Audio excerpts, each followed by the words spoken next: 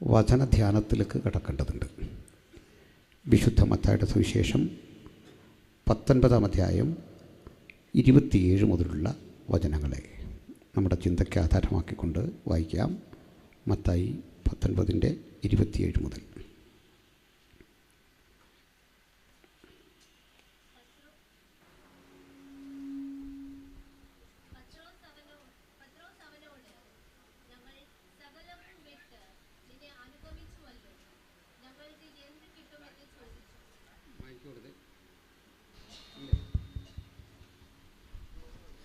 പത്രോസ് അവനോട്, ഞങ്ങൾ സകലവും വിട്ട് നിന്നെ അനുഗമിച്ചുവല്ലോ, ഞങ്ങൾക്ക് എന്ത് കിട്ടുമെന്ന് ചോദിച്ചു. യേശു അവരോട് പറഞ്ഞത്, എന്നെ അനുഗമിച്ചിരിക്കുന്ന നിങ്ങൾ പുനർജനത്തിൽ മനുഷ്യപുത്രൻ തൻ്റെ മഹത്വത്തിൻ്റെ സിംഹാസനത്തിൽ ഇരിക്കുമ്പോൾ നിങ്ങളും 12 സിംഹാസനത്തിലിരുന്ന് ഇസ്രായേൽ ഗോത്രം 12 ന്യായം വിധിക്കുമെന്ന് ഞാൻ സത്യമായിട്ട് നിങ്ങളോട് പറയുന്നു.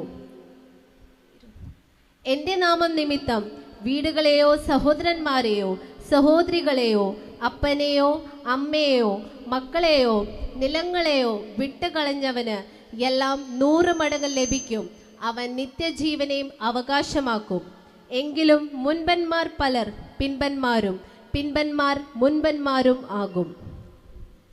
വായിച്ചിരിക്കുന്ന വളരെ അർത്ഥവത്തായ വചനത്തിനായി ഞാൻ കർത്താവിനെ സ്തുതിക്കുന്നു. ദൈവവചനത്തിൻ്റെ സുപ്രധാനങ്ങളായ ചില മർമ്മങ്ങൾ നമ്മുടെ കർത്താവ് വെളിപ്പെടുത്തിയത് പ്രസംഗ രൂപേണയല്ല. പ്രസംഗങ്ങളുമുണ്ട്, പക്ഷെ പ്രസംഗത്തെക്കാൾ ചില മാർമിക സത്യങ്ങൾ കിട്ടിയത് നമ്മൾ ചോദ്യങ്ങൾ ചോദിക്കുമ്പോഴാണ്.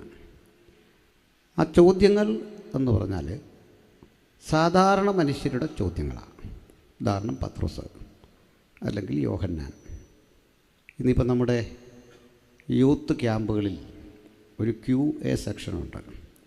ഞങ്ങളൊക്കെ അതിൽ വരാറുണ്ട്, ഉത്തരം പറയാൻ ശ്രമിക്കാറുണ്ട്. കുട്ടികൾ വലിയ ചോദ്യങ്ങളാണ് ചോദിക്കുന്നത്. പലപ്പോഴും അവർ ഉയർത്തുന്ന ചോദ്യങ്ങളുടെ ഗൗരവം ഉത്തരം കൊടുക്കത്തക്ക വിധത്തിൽ ഞങ്ങൾ അതിന് പ്രാപ്തരല്ല എന്ന് തോന്നിയിട്ടുണ്ട്. അത്ര നല്ല ചോദ്യങ്ങളാണ്. പക്ഷേ യേശുവിൻ്റെ അനുഗാമികളിൽ അങ്ങനെ ഒരു ചോദ്യം ചോദിക്കാൻ അന്ന് പ്രാപ്തി ആർക്കില്ല. അത്ര അടിസ്ഥാനപരമായി വിഷയങ്ങളെപ്പറ്റി അവർക്ക് അറിവില്ല. ചോദിക്കാൻ കഴിവുള്ള ആളുണ്ടായിരുന്നു പുറത്ത്. പൗലോസ്, നിക്കോദിമോസ്, അങ്ങനെയുള്ള വലിയൊരു ബുദ്ധിപരമായി ചിന്തിക്കുന്ന ഒരു സമൂഹം പുറത്തുണ്ട്.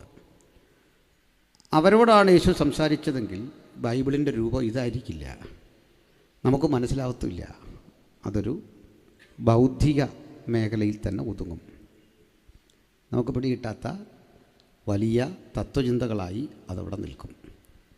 പക്ഷേ യേശുവിനോട് ചോദ്യം ചോദിച്ച മനുഷ്യർ നമ്മെപ്പോലെ ശരാശരിക്കാരാണ്, അതിൽ താഴെയാണ്. നമ്മൾ ചോദിക്കാൻ പലപ്പോഴും ആശങ്കപ്പെടുന്നൊരു ചോദ്യം പത്രോസ് ചോദിക്കുകയാണ്. നമുക്കെല്ലാം ഈ ചോദ്യം ഉള്ളിലുണ്ട്, പക്ഷേ ഗുരുവിനോട് ചോദിക്കാൻ ഒരു ഭയം. പക്ഷേ ആ നിഷ്കളങ്കനായ മനുഷ്യൻ തൻ്റെ ഒരു ആശങ്ക പങ്കുവച്ചു. ഗുരു, ഞാൻ സകലതും വിട്ടാണ് നിൻ്റെ കൂടെ വന്നത്. ഞങ്ങൾക്ക് എന്ത് കിട്ടും? വലിയൊരു ചോദ്യമാണ്. നമുക്ക് വേണമെങ്കിൽ പത്രോസിനെ ഒരു ഭൗതികവാദിയായിട്ടോ അങ്ങനെയുള്ള താല്പര്യമുള്ളൊരു മനുഷ്യനായിട്ടോ ചുരുക്കി കാണാം. പക്ഷെ എല്ലാം വിട്ടുവന്ന് ശൂന്യതയിൽ നിൽക്കുന്ന ഒരുത്തൻ്റെ ധർമ്മസങ്കടത്തിൽപ്പെട്ട ചോദ്യം അത്. ആ അവസ്ഥയിലെത്തുമ്പോഴാണ് നമ്മളൊരു ചോദ്യം ചോദിക്കുന്നത്. നമ്മളിത് ചോദിച്ചിട്ടുണ്ട്. പക്ഷേ പത്രോസ് ഇതെല്ലാം ഉപേക്ഷിച്ചത് യേശുവിൻ്റെ വാക്ക് കേട്ടാണ്. നമുക്ക് ജീവിതത്തിൻ്റെ നഷ്ടങ്ങൾ കൊണ്ടിത് സംഭവിച്ചിട്ടുണ്ട്. പത്രോസിൻ്റെ ചോദ്യം, തൻ്റെ കർത്താവ് പണ്ട് പറഞ്ഞു, ഇതൊക്കെ വിട്ട് നീ എന്നെ അനുഗമിക്കണം. അനുഗമിച്ചു, പഠിച്ചു, ഒപ്പം നടന്നു, പരമാവധി ക്രിസ്തുവിനോട് കൂടെ നടന്നു. ഇടയ്ക്ക് ഒരു അബദ്ധമൊക്കെ കാണിക്കും, ചില അബദ്ധ വാക്കുകൾ പറയും. ആ തെറ്റ് യേശു തിരുത്തി കൊടുക്കും. ചിലപ്പോൾ ശാസിക്കും, ചിലപ്പോൾ കഠിനമായി ശാസിക്കും.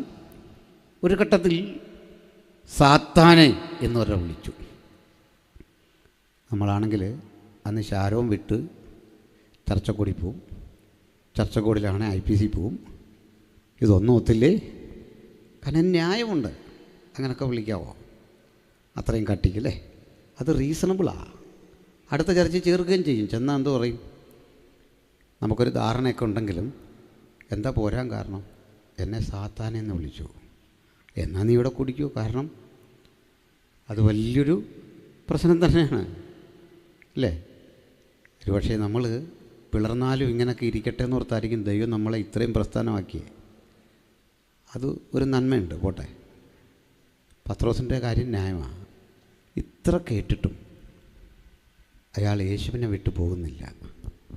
കാരണം അവനറിയാം ആ ശാസനയ്ക്കകത്തും ഒരു സാന്ത്വനം, അത് യേശുവിൻ്റെ മാത്രം പ്രത്യേകതയാണ്. തല്ലിയാലും അതിലുണ്ട് ഒരാശ്വാസം. ഈ ആശ്വാസമാണ് ക്രിസ്തുവിനെ ഉലകമഹാന്മാരിൽ നിന്ന് വ്യത്യസ്തനാക്കുന്നത്. കേവലം ചില ചിന്തകൾ പറഞ്ഞ് മനുഷ്യ മനസ്സിനെ ഉണർത്തുന്ന വികാരപരമായ ചില പ്രസംഗങ്ങൾ പറഞ്ഞ്, അതുമല്ലെങ്കിൽ ദാർശനികമായി ആർക്കും മനസ്സിലാകാത്ത കുറേ ആശയങ്ങൾ പറഞ്ഞ് അണികളെ ഒരു സ്ഥാപനത്തിൽ പഠിപ്പിച്ച അക്കാദമീഷ്യന്മാരെ പ്രൊഡ്യൂസ് ചെയ്യുന്ന ഒരു സംവിധാനമായിരുന്നില്ല യേശുവിൻ്റെ പഠനങ്ങളും പഠിപ്പിക്കലും ക്ലാസ്സും. മറിച്ച് തൻ്റെ കൂടെ ഒരുവൻ വന്നാൽ 24 മണിക്കൂറും അവൻ ശിഷ്യനാണ്. എങ്ങനെ ഉറങ്ങണം അത് ഈ ഗുരുവിൽ നിന്ന് പഠിക്കാം. എങ്ങനെ പ്രാർത്ഥിക്കണം അത് ഈ ഗുരുവിൽ നിന്ന് പഠിക്കാം.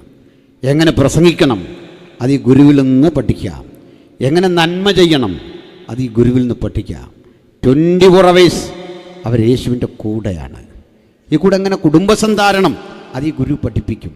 എവിടെ പോകണം, എന്ത് ചെയ്യണം, എന്തായിരിക്കണം, ഇതൊക്കെ പഠിപ്പിച്ച ഈ മഹാഗുരുവിനോട് ഒരു ദിവസം വിഡ്ഢിത്തം എന്ന് തോന്നുന്ന ഒരു ചോദ്യം. ചിലപ്പോഴൊക്കെ നമുക്ക് പൊതുസമൂഹത്തോടൊരു ചോദ്യം ചോദിക്കാനുണ്ടാകും. ഒരു വേദിയിൽ നിൽക്കുന്ന ഒരാളോട് അവസരം തരുമ്പോൾ ഒരു ചോദ്യം ചോദിക്കാനുണ്ടാകും. ആ ചോദ്യം കൊള്ളാമോ? ആ ചോദ്യം അർത്ഥസഹിതമാണോ? അത് വിഡ്ഢിത്തമായി ജനങ്ങൾ ചിന്തിക്കുമോ? ഇങ്ങനെയൊക്കെ ചിന്തിക്കുന്നവരാണ് നമ്മൾ. പക്ഷേ ആ നിഷ്കളങ്ക മനുഷ്യൻ അതൊന്നും ചിന്തിക്കാതെ തുറന്നടിക്കുന്ന ഒരു ചോദ്യം. നമ്മളെക്കാൾ ജാഗ്രത അവർക്ക് വേണമായിരുന്നു. കാരണം അവർ പറയുന്നതൊക്കെ ഈ പുസ്തകത്തിൽ സ്ഥാനം പിടിച്ചു, അല്ലേ? ഇതിനകത്ത് രേഖയാകുന്നതാണ്. അതാണ് കാര്യം. ഇതൊന്നും അറിയാതെ ഈ സാധു മനുഷ്യൻ ചോദിക്കുകയാണ്, ഗുരു, ഞങ്ങൾ സകലതും വിട്ട് നിന്നെ അനുഗമിച്ചു, ഞങ്ങൾക്ക് എന്ത് കിട്ടും? ഈ ചോദ്യം ചോദിച്ച മറ്റൊരാളുണ്ട്. അത് നഥനയിലാണ്. അദ്ദേഹം ചോദിച്ചെന്താ? നസ്രത്തിൽ നിന്ന് വല്ല നന്മയും വരുമോ? ലോകത്തിൻ്റെ ചോദ്യം അതാണ്. നന്മ വരുമോ? എന്ത് കിട്ടും? എനിക്കെന്ത് ഗുണം? ഈ ചോദ്യങ്ങളോടെ യേശുവിൻ്റെ അരികിൽ വരുന്ന മനുഷ്യരെ നമുക്കിന്ന് കാണാം. ആ മനുഷ്യരുടെ ആഗ്രഹമറിഞ്ഞ് പ്രസംഗകർ അവർക്ക് വേണ്ടി വിഷയം സജ്ജീകരിക്കുന്നു. അവരെ മനസ്സിലാക്കി അവർക്ക് വേണ്ടി പ്രസംഗിക്കുന്നു. പലപ്പോഴും ഞങ്ങളൊരു പരിസരത്ത് ചെന്നാൽ ആ പശ്ചാത്തലം നമുക്ക് ചോദിക്കും, എന്താണ് അവിടുത്തെ ആളുകളുടെ ഒരു സ്വഭാവം? അവർ കേൾക്കാനിരിക്കുന്ന സന്ദേശം എന്താ? എന്തിനാണ്? അല്ലെങ്കിൽ ആ പാസ്റ്റർ മുൻകൂട്ടി പറയും, ഇവിടുത്തെ ലോക്കൽ ഇങ്ങനെയാണ്, ഇവിടുത്തെ പരിതസ്ഥിതി ഇങ്ങനെയാണ്. ഇതൊക്കെ അറിഞ്ഞിട്ട് അതിന് വേണ്ട ഒരു സന്ദേശം പറയുക സ്വാഭാവികമാണ്. അതിൽ തെറ്റുമില്ല. പക്ഷെങ്കിൽ ഇവിടുത്തെ വ്യത്യാസം എന്താ? ഈ വന്നിരിക്കുന്ന ജനത്തിൻ്റെ ചില ഇഷ്ടങ്ങൾ അറിഞ്ഞിട്ട്, അവരുടെ താല്പര്യങ്ങൾ അറിഞ്ഞിട്ട് അത് സാധിച്ചു കൊടുക്കുന്ന ഒരു യേശുവിനെക്കുറിച്ചാണ് നാം ഈ കാലത്ത് കേൾക്കുന്ന പ്രസംഗം. ഉദാഹരണം, നിങ്ങൾ കടബാധ്യതയിൽ അകപ്പെട്ടോ? അതൊക്കെ തീർത്തു തരാൻ ഈ സുവിശേഷം പര്യാപ്തമാണ്. അതല്ലെങ്കിൽ നിങ്ങൾ രോഗിയാണോ? അല്ലെങ്കിൽ നിങ്ങൾ ആകുലതകളിൽ ഏതെങ്കിലും വിഷയങ്ങളിൽ അങ്ങനെ അകപ്പെട്ടിരിക്കുകയാണോ? അതൊക്കെ തീർത്തു തരാം. ഇതാണ് പറയുന്നത്. അത് തെറ്റൊന്നുമില്ല.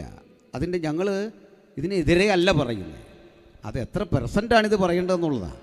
ഒരു പ്രസംഗത്തിൽ ഭൂരിഭാഗ സമയവും ഇതൊക്കെ സാധിച്ചു തരുന്ന ഒരു ദൈവത്തെക്കുറിച്ച് മാത്രം പറഞ്ഞിട്ട് നിലനിൽക്കുന്ന നിത്യതയെക്കുറിച്ച്, ആ ആത്യന്തിക രക്ഷയെക്കുറിച്ച്, നിത്യരക്ഷ എന്ന വിഷയത്തിൽ ഒന്ന് സ്പർശിക്കാതെ പോകുന്ന ഇടത്ത് ഒരു നേരിയ വിഷമം വചനം പഠിച്ചവർക്കുണ്ടാകും, ദൈവദാസന്മാർക്കുണ്ടാകും.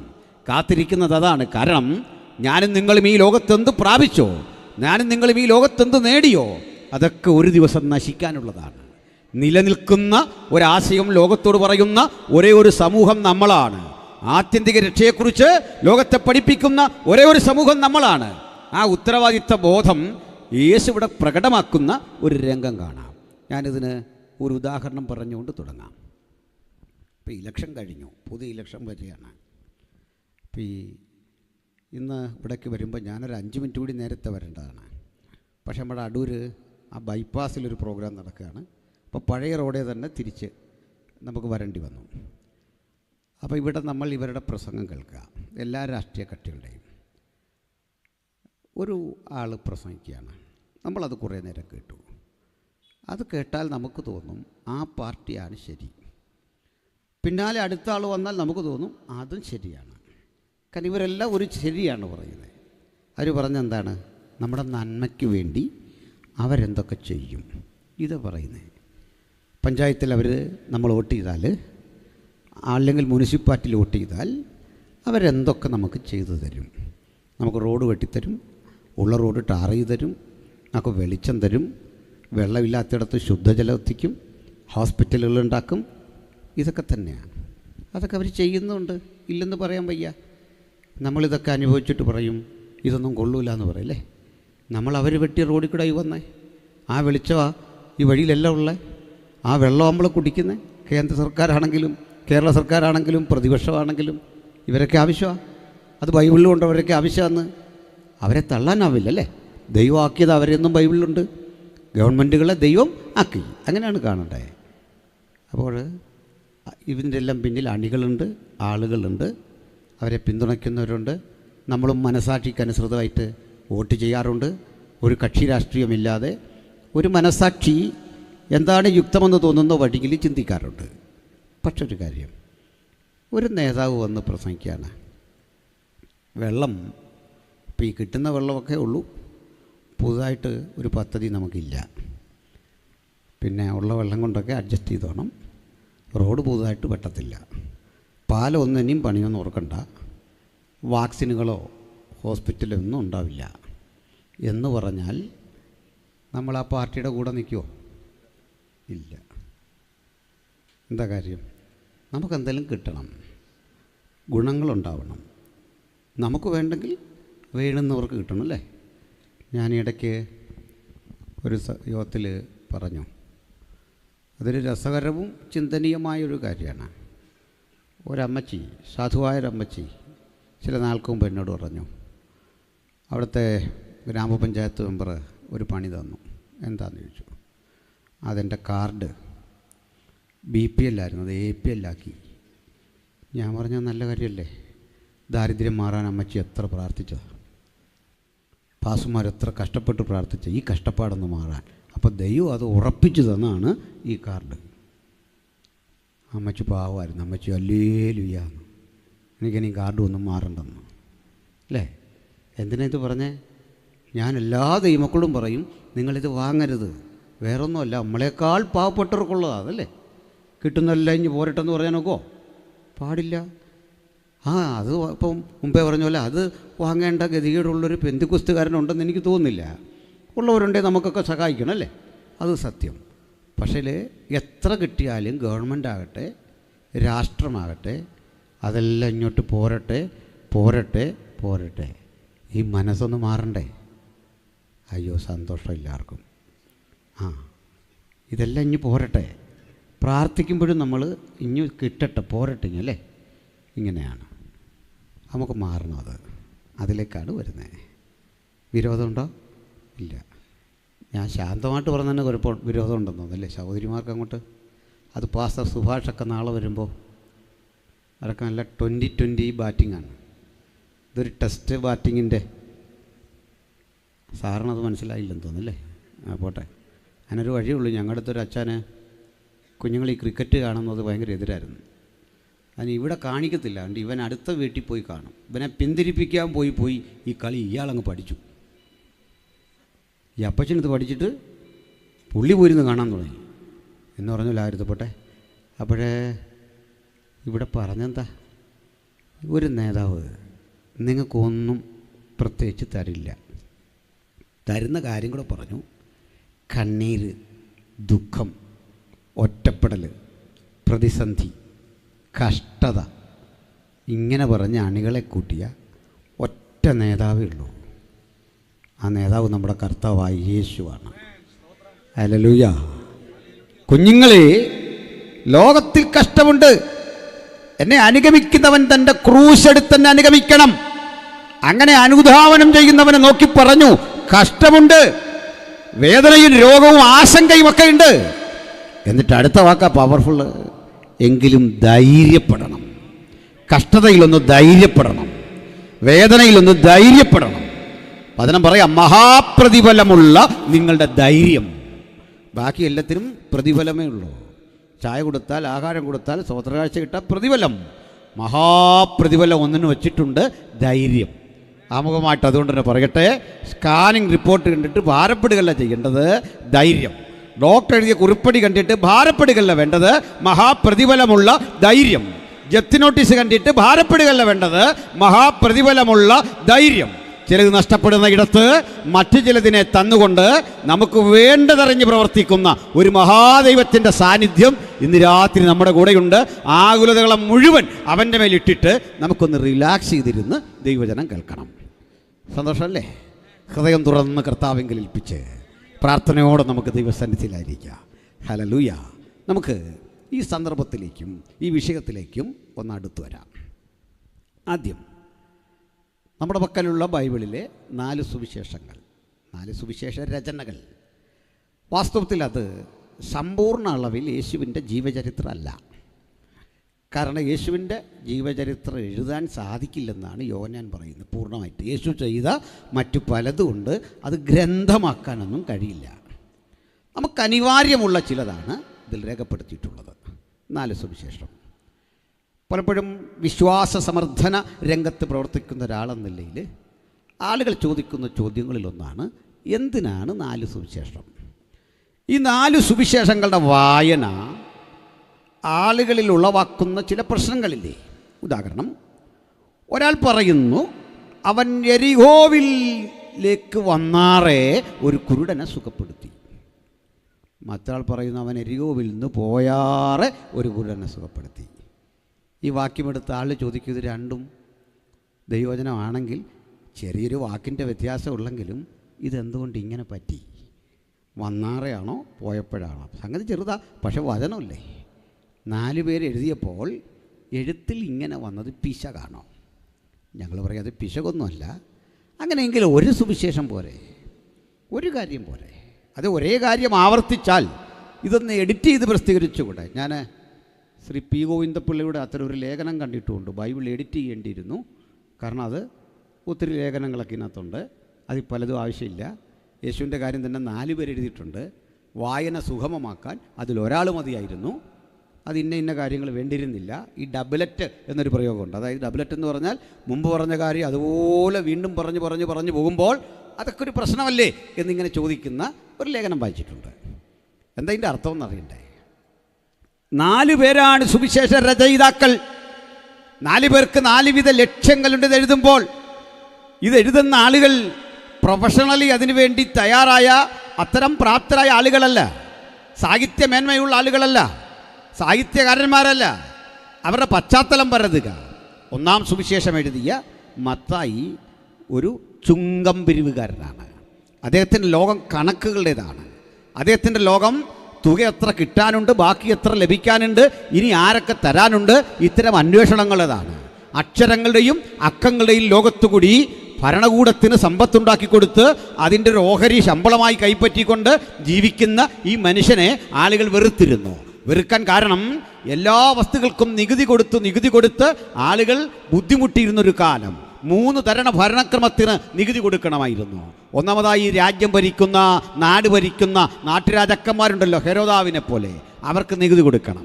മറ്റൊന്ന്, ഭരണകൂടമാക്കി വെച്ചിരിക്കുന്ന ഗവർണർമാരുണ്ട്, അവർക്ക് നികുതി കൊടുക്കണം. ഇനി മൂന്നാമതൊന്ന് റോമൻ ഭരണകൂടത്തിന് നേരിട്ട് നികുതി അടയ്ക്കണം. ഇതുകൂടാതെ പള്ളിക്കും കൊടുക്കണം. അങ്ങനെ ആളുകളുടെ ജീവിതാവസ്ഥ അങ്ങേയറ്റം ദുരിതമായ കാലത്ത് ആളുകളേറെ വെറുത്ത ഒരു പ്രൊഫഷനാണ് ചുങ്കക്കാരൻ. അതുകൊണ്ട് തന്നെ ചുങ്കക്കാരനെക്കുറിച്ച് പറയുന്നിടത്ത് ചേർത്ത് പറയും ചുങ്കക്കാരും പാപികളും എന്നൊരു പ്രയോഗമുണ്ട്. ചുങ്കക്കാരനെ മോശമായി കണ്ട ആ കാലത്ത് ഈ ചുങ്കം പിരിക്കുന്നവനും തൻ്റെ തൊഴിലിനെക്കുറിച്ച് അഭിമാനമില്ല. എന്താണ് കാരണമെന്നറിയണ്ടേ? ആളുകൾ വെറുക്കുന്നു.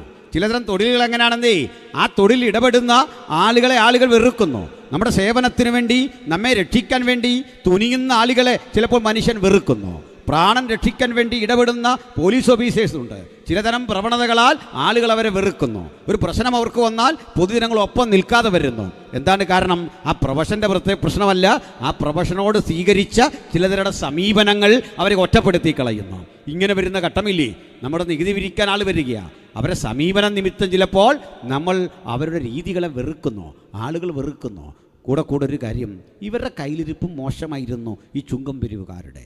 കാരണം കണക്കിലേറെ പണം അവർ ശേഖരിക്കുകയും അതിലൊരളവ് മാത്രം ഭരണകൂടത്തിന് അർപ്പിക്കുകയും ബാക്കി കൊണ്ട് ധാരാളം സമ്പത്തുണ്ടാക്കുകയും ചെയ്യുന്ന ഒരുതരം മാനസികാവസ്ഥ അവരെ ഭരിച്ചിരുന്നു. വളഞ്ഞ വഴിക്ക് പണമുണ്ടാക്കാനുള്ള ആ വ്യഗ്രത അവരെ വല്ലാതെ ഭരിച്ചു. ഇങ്ങനെയുള്ള മനുഷ്യൻ്റെ അവസ്ഥ എന്താണെന്നറിയണ്ടേ? ആ മനുഷ്യൻ്റെ വീട്ടിലൊരു വിവാഹം നടക്കാൻ പ്രയാസം. കാരണം വിവരമുള്ള മാതാപിതാക്കൾ പറയും, അവൻ അമ്പരചുംബികളായ മനോഹരമായ കൊട്ടാരമുണ്ട്, വിലപിടിപ്പുള്ള കാറുണ്ട്, ജീവിത സൗകര്യമുണ്ട്. പക്ഷേ എൻ്റെ മകൾ അവിടെ ചെന്ന് വാരിക്കഴിക്കേണ്ട അന്നം അത് അനേകരുടെ കണ്ണീരാ, അത് വേണ്ട. അടുത്തറിയുന്ന ആളുകളൊക്കെ പറയും ആ വീട്ടിലേക്ക് ബന്ധം ചേരണ്ട. ഇതൊക്കെ നമ്മുടെ സമൂഹത്തിന് നിലനിൽക്കുന്ന ഒത്തിരി യാഥാർത്ഥ്യങ്ങളാണ്. നമുക്കറിയാം, നമ്മുടെ രാജ്യത്ത് നിലനിന്നിരുന്ന വിഖ്യാതങ്ങളായ ചില മരണങ്ങളുണ്ട്, കസ്റ്റഡി മരണങ്ങളുണ്ട്. ആ മരണങ്ങൾക്കൊക്കെ നേതൃത്വം കൊടുത്തിട്ട് ലണ്ടനിലെയും പാരീസിലെയും ഹൈക്കോടതികളിൽ നയിക്കപ്പെട്ട പ്രതിനിധികൾ നമ്മുടെ രാജ്യത്ത് വന്നിട്ട് ലോകത്തിലെ തന്നെ പ്രമാദമായ ഒരു ഹേബിയസ് കോർപ്പസ് ഹർജി പഠിച്ചിരുന്നു. ആ ഹർജി പഠിക്കാനുള്ള കാരണം എന്താ? ഒരാൾ നഷ്ടപ്പെട്ടു പോയാൽ, ഒരാളെ കാണാതെ വന്നാൽ ആളിനെ കൊണ്ട് പോലീസ് കോടതിയുടെ മുമ്പിൽ സമർപ്പിക്കണം, കാണിച്ചു തരണം. അതിനുവേണ്ടി നമ്മൾ കൊടുക്കുന്ന ആ ഹർജിയുടെ പേരാണ് ഹേബിയസ് കോർപ്പസ്. ലോകം കണ്ട തന്നെ അമ്പരന്ന് പോയ പാരീസിലെ, ലണ്ടനിലെ പ്രധാനപ്പെട്ട കോടതികളൊക്കെ വന്ന്, അവിടുത്തെ വക്കീലന്മാരൊക്കെ വന്ന് ഇവിടെ വന്ന് പഠിച്ച ഒരു കേസ് കേരളത്തിലുണ്ട്. അതാരുടേതാണെന്നറിയണ്ടേ? പണ്ടുകൊണ്ട് മരിച്ചുപോയ രാജൻ എന്ന് പറയുന്ന ഒരു എഞ്ചിനീയറിംഗ് വിദ്യാർത്ഥിയുടേതാണ്. അയാളുടെ ശവം കണ്ടെടുക്കാൻ വേണ്ടി നടത്തിയ ശ്രമങ്ങളുണ്ട്. അദ്ദേഹത്തിൻ്റെ ഒപ്പം ജയിലിൽ കിടന്ന ആദരണീയനായ ഒരു എബ്രഹാം ബെൻഹറുണ്ട്. അദ്ദേഹത്തിൻ്റെ വാക്കുകൾ അടുത്ത കാലത്ത് കേൾക്കാൻ കഴിഞ്ഞിട്ടുണ്ട്. ഇങ്ങനെയുള്ള ദുരൂഹമായ ഈ വിഷയങ്ങളൊക്കെ വരുമ്പോൾ ആളുകൾക്ക് ഇതിൻ്റെ ഉത്തരമൊന്നും അറിയില്ല. പക്ഷേ പിൽക്കാലഘട്ടം തെളിയിച്ചു, അതിലിടപെട്ട ഉദ്യോഗസ്ഥർ, അവരുടെ കുടുംബാംഗങ്ങൾ, അവർക്ക് അനുഭവിച്ച ജീവിതവ്യഥകൾ, കഷ്ടതകൾ, ഒടുക്കം അനുഭവിച്ച തീവ്രമായ വേദനകൾ. ഈ വേദനകളെക്കുറിച്ചൊക്കെ എന്തിനാണ് ഞാൻ പറയുന്നത്? ചില വ്യവഹാരങ്ങളുടെ തിരിച്ചടി മനുഷ്യൻ പ്രതീക്ഷിക്കുന്നതിനപ്പുറത്താണ്. ചില ഇടങ്ങളിൽ സംഭവിച്ചു പോകുന്ന ഗുരുതര ശാപങ്ങൾ അതിലും ഭീകരമാണ്. അതുകൊണ്ട് ഇന്ന് രാത്രി വചനം കേൾക്കുമ്പോൾ ഓർക്കുക, ഈ ചുങ്കക്കാരൻ നമുക്കൊരു പാഠം തരുന്നു. അരുതായ്മകളെക്കുറിച്ചുള്ള ഒരു പാഠം തരുന്നു. ഒരു സേവന മേഖലയിൽ ഇറങ്ങി പുറപ്പെട്ടിട്ട് ഈ ചുങ്കമില്ലെങ്കിൽ, നികുതിയില്ലെങ്കിൽ ഒരു രാജ്യം നിലനിൽക്കില്ല. അതിനാണ് യേശു പറഞ്ഞ നികുതി കൊടുക്കണം എന്ന് പഠിപ്പിച്ചതിനാണ്. രാജ്യം നിലനിൽക്കാൻ, ഭരണകൂടം നിലനിൽക്കാൻ നമ്മൾ നികുതി കൊടുക്കേണ്ടത് ആവശ്യമാണ്. നികുതികൾ പ്രത്യക്ഷ നികുതിയും പരോക്ഷ നികുതിയും ഒക്കെ ഉണ്ട്. അത് കൊടുക്കുന്നത് നീതിപൂർവമായ ഒരു കാര്യം തന്നെയാണ്. പക്ഷേ ഈ നികുതി പിരിക്കുന്നവൻ്റെ അനീതി നിറഞ്ഞ ആ മാനസികാവസ്ഥയിൽ അവർ ചെയ്യുന്നൊരു പ്രവണത ഉണ്ടായിരുന്നു. ഈ നമ്മുടെ രാജ്യത്തിലും വലിയ നികുതി പിരിച്ചിരുന്നു പണ്ട്. 108 തരം കരമാണ് തിരുവിതാംകൂർ രാജാക്കന്മാർ പണ്ട് നമ്മളോട് പിരിച്ചിരുന്നത്. രസകരമായൊരു പ്രയോഗം അതിലുണ്ട്, മീശക്കരം. മീശ വെക്കുന്നതിന് കരം കൊടുക്കണമായിരുന്നു. എനിക്കൊന്ന് പാസ്റ്റർമാരായ നമ്മളൊക്കെ സ്വോത്രകാഴ്ച കുറഞ്ഞുകൊണ്ട് അങ്ങനെ ആയിരിക്കും ഇങ്ങനെ ആയത്. അല്ലെ പിന്നെ അച്ഛൻ പറഞ്ഞു തന്നാൽ മതി ഇതെങ്ങനെ ഈ മീശ പോയെന്ന് ഈയിടയ്ക്ക് കുട്ടികൾ ചോദിച്ചാൽ യൂത്തിൻ്റെ ക്യാമ്പിന് ചെന്നു. അപ്പോൾ ഇതെന്തായിരുന്നു? ഞാൻ അതിനന്നേരം പറഞ്ഞൊരു കാര്യമുണ്ട്, നിങ്ങളോടും പറഞ്ഞേക്കാം. ഞാനെന്താ മീശ വെക്കാമെന്ന് ചോദിച്ചാൽ, ഈ അച്ഛൻ മീശ വെച്ചിട്ടില്ല, ഈ അച്ഛൻ പാസ്റ്റർ മീശ വെച്ചിട്ടില്ല.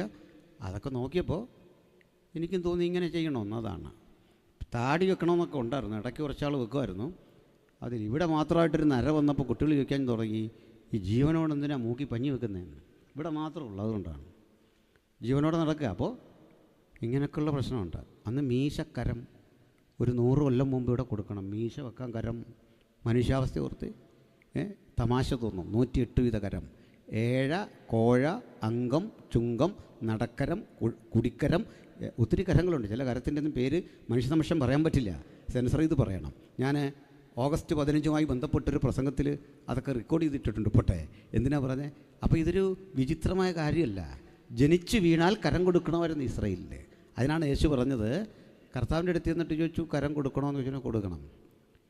എന്നിട്ട് പത്രോസിനും തനിക്കും വേണ്ടി ചതുർദ്രഹ്മ, ദറംസം നമ്മൾ പറയില്ല, യുയിലൊക്കെ നാണയം, അത് 4 പേ ചെയ്തേക്കാൻ പറഞ്ഞു. അങ്ങനെ പേ ചെയ്യുന്ന കഥ നമ്മൾ കാണുന്നുണ്ട്, ചരിത്രം ബൈബിളിൽ കാണുന്നുണ്ട്. അപ്പോൾ കരം കൊടുക്കണം. ഈ കരം കൊടുക്കുന്നതിലല്ല വിഷയം. ഈ ചിലർ എത്ര വാങ്ങിയാലും നമ്മുടെ കടം തീരില്ല. ഈ ബജാജിൽ നിന്നൊക്കെ ലോൺ എടുത്ത് നോക്കി, അതിങ്ങനെ അടച്ചടച്ചടച്ച് അല്ലേ, ഇങ്ങനെ അവരെ പേരൊക്കെ പറഞ്ഞതിന് പ്രശ്നമാകുമെന്ന് എനിക്കറിയില്ല. ഇത് പറയാൻ കാരണം ഇപ്പോൾ തന്നെ നമുക്ക് ആവശ്യത്തിന് പ്രശ്നമുണ്ട്, ആ കൂടി ഇരിക്കട്ടെ ഒരെണ്ണം, അതുകൊണ്ട് പറഞ്ഞാണ്. ക്ഷമിക്കണം.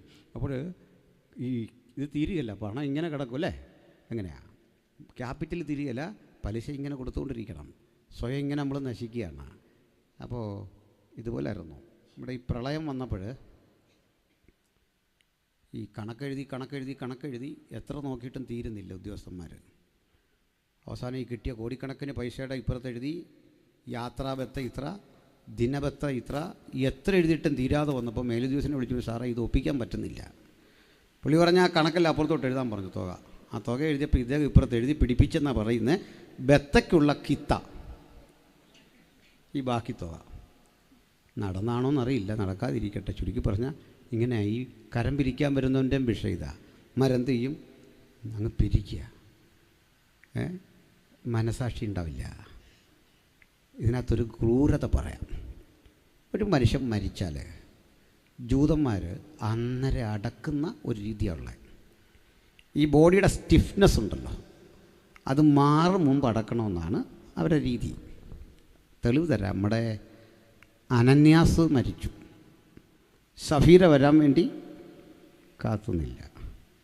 നമ്മളാണ് ആൾ മരിച്ചു കഴിഞ്ഞാൽ ഉടനെ കോയമ്പത്തൂരിൽ നിന്ന് ചാച്ചൻ പുറപ്പെട്ടിട്ടേ ഉള്ളൂ അല്ലേ, അതിന് നമുക്കാ കുറ്റം. അത് വെച്ച് നീട്ടണം നമ്മൾ പാട്ട്. നാട്ടുകാർക്കെല്ലാം അറിയത്തില്ല, നമ്മളീ നീട്ടുന്ന പ്രസംഗിക്കാനുള്ള ആഗ്രഹം കൊണ്ടാണെന്നല്ല, കോയമ്പത്തൂരെ ചാച്ചൻ അതിൻ്റെ കാരണം. ജനങ്ങളുടെ അടുത്ത് പറഞ്ഞ സമയം പാലിക്കാത്തതിൻ്റെ പ്രധാന കാരണം എന്താ? അതിനിടയ്ക്കൊരാശംസ, ഒരുത്തൻ്റെ അനുശോചനം. നിങ്ങൾ കണ്ട ഈ രാഷ്ട്രീയക്കാർ ഏറ്റവും ലാസ്റ്റാണ് വരുന്നത്. തൊട്ടടുത്ത മെമ്പറും താമസിച്ചേ വരുള്ളൂ. ആ പീക്കവറിൽ ബുദ്ധിമുട്ടിക്കാൻ ഇങ്ങനെയൊക്കെയുള്ള ആൾ പറയണം, സാറ് വരുവാണെങ്കിൽ നേരത്തെ വാ. നമ്മുടെ ആ ശുശ്രൂഷയുടെ ക്ലൈമാക്സിൽ ഇങ്ങോട്ട് വന്നിട്ട് അവർ 10 ബൈബിൾ വാക്യം പഠിച്ചിട്ടുണ്ട്, അതങ്ങ് തട്ടും. കേൾക്കുന്നത് നിങ്ങൾ പറയും, കണ്ടോ സെൻട്രൽ പാസ്റ്റേക്കാൾ കാര്യമായിട്ട് ഇന്ന ആൾ വന്ന് സംസാരിച്ചു. അവർക്ക് ആ സൈക്കോളജിയൊക്കെ അറിയാം, എവിടെ വന്ന് എന്ത് പറയണമെന്ന്. പോട്ടെ, ഇതുപോലെ മരിച്ചു കഴിഞ്ഞാൽ ഉടൻ അടക്കണം. ആരും വരാൻ നിൽക്കില്ല.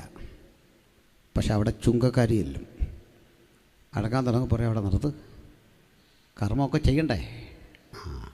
പപ്പ നികുതി അടയ്ക്കാനുണ്ട്, റെക്കോർഡെല്ലാം കാണിക്കും. അവർ പറയും, ഇല്ല കാശ് കുറവാണ്, ഉള്ളത് അടയ്ക്ക്. പിടിച്ചു മേടിച്ചതും ഉടനെ അടപ്പിക്കും.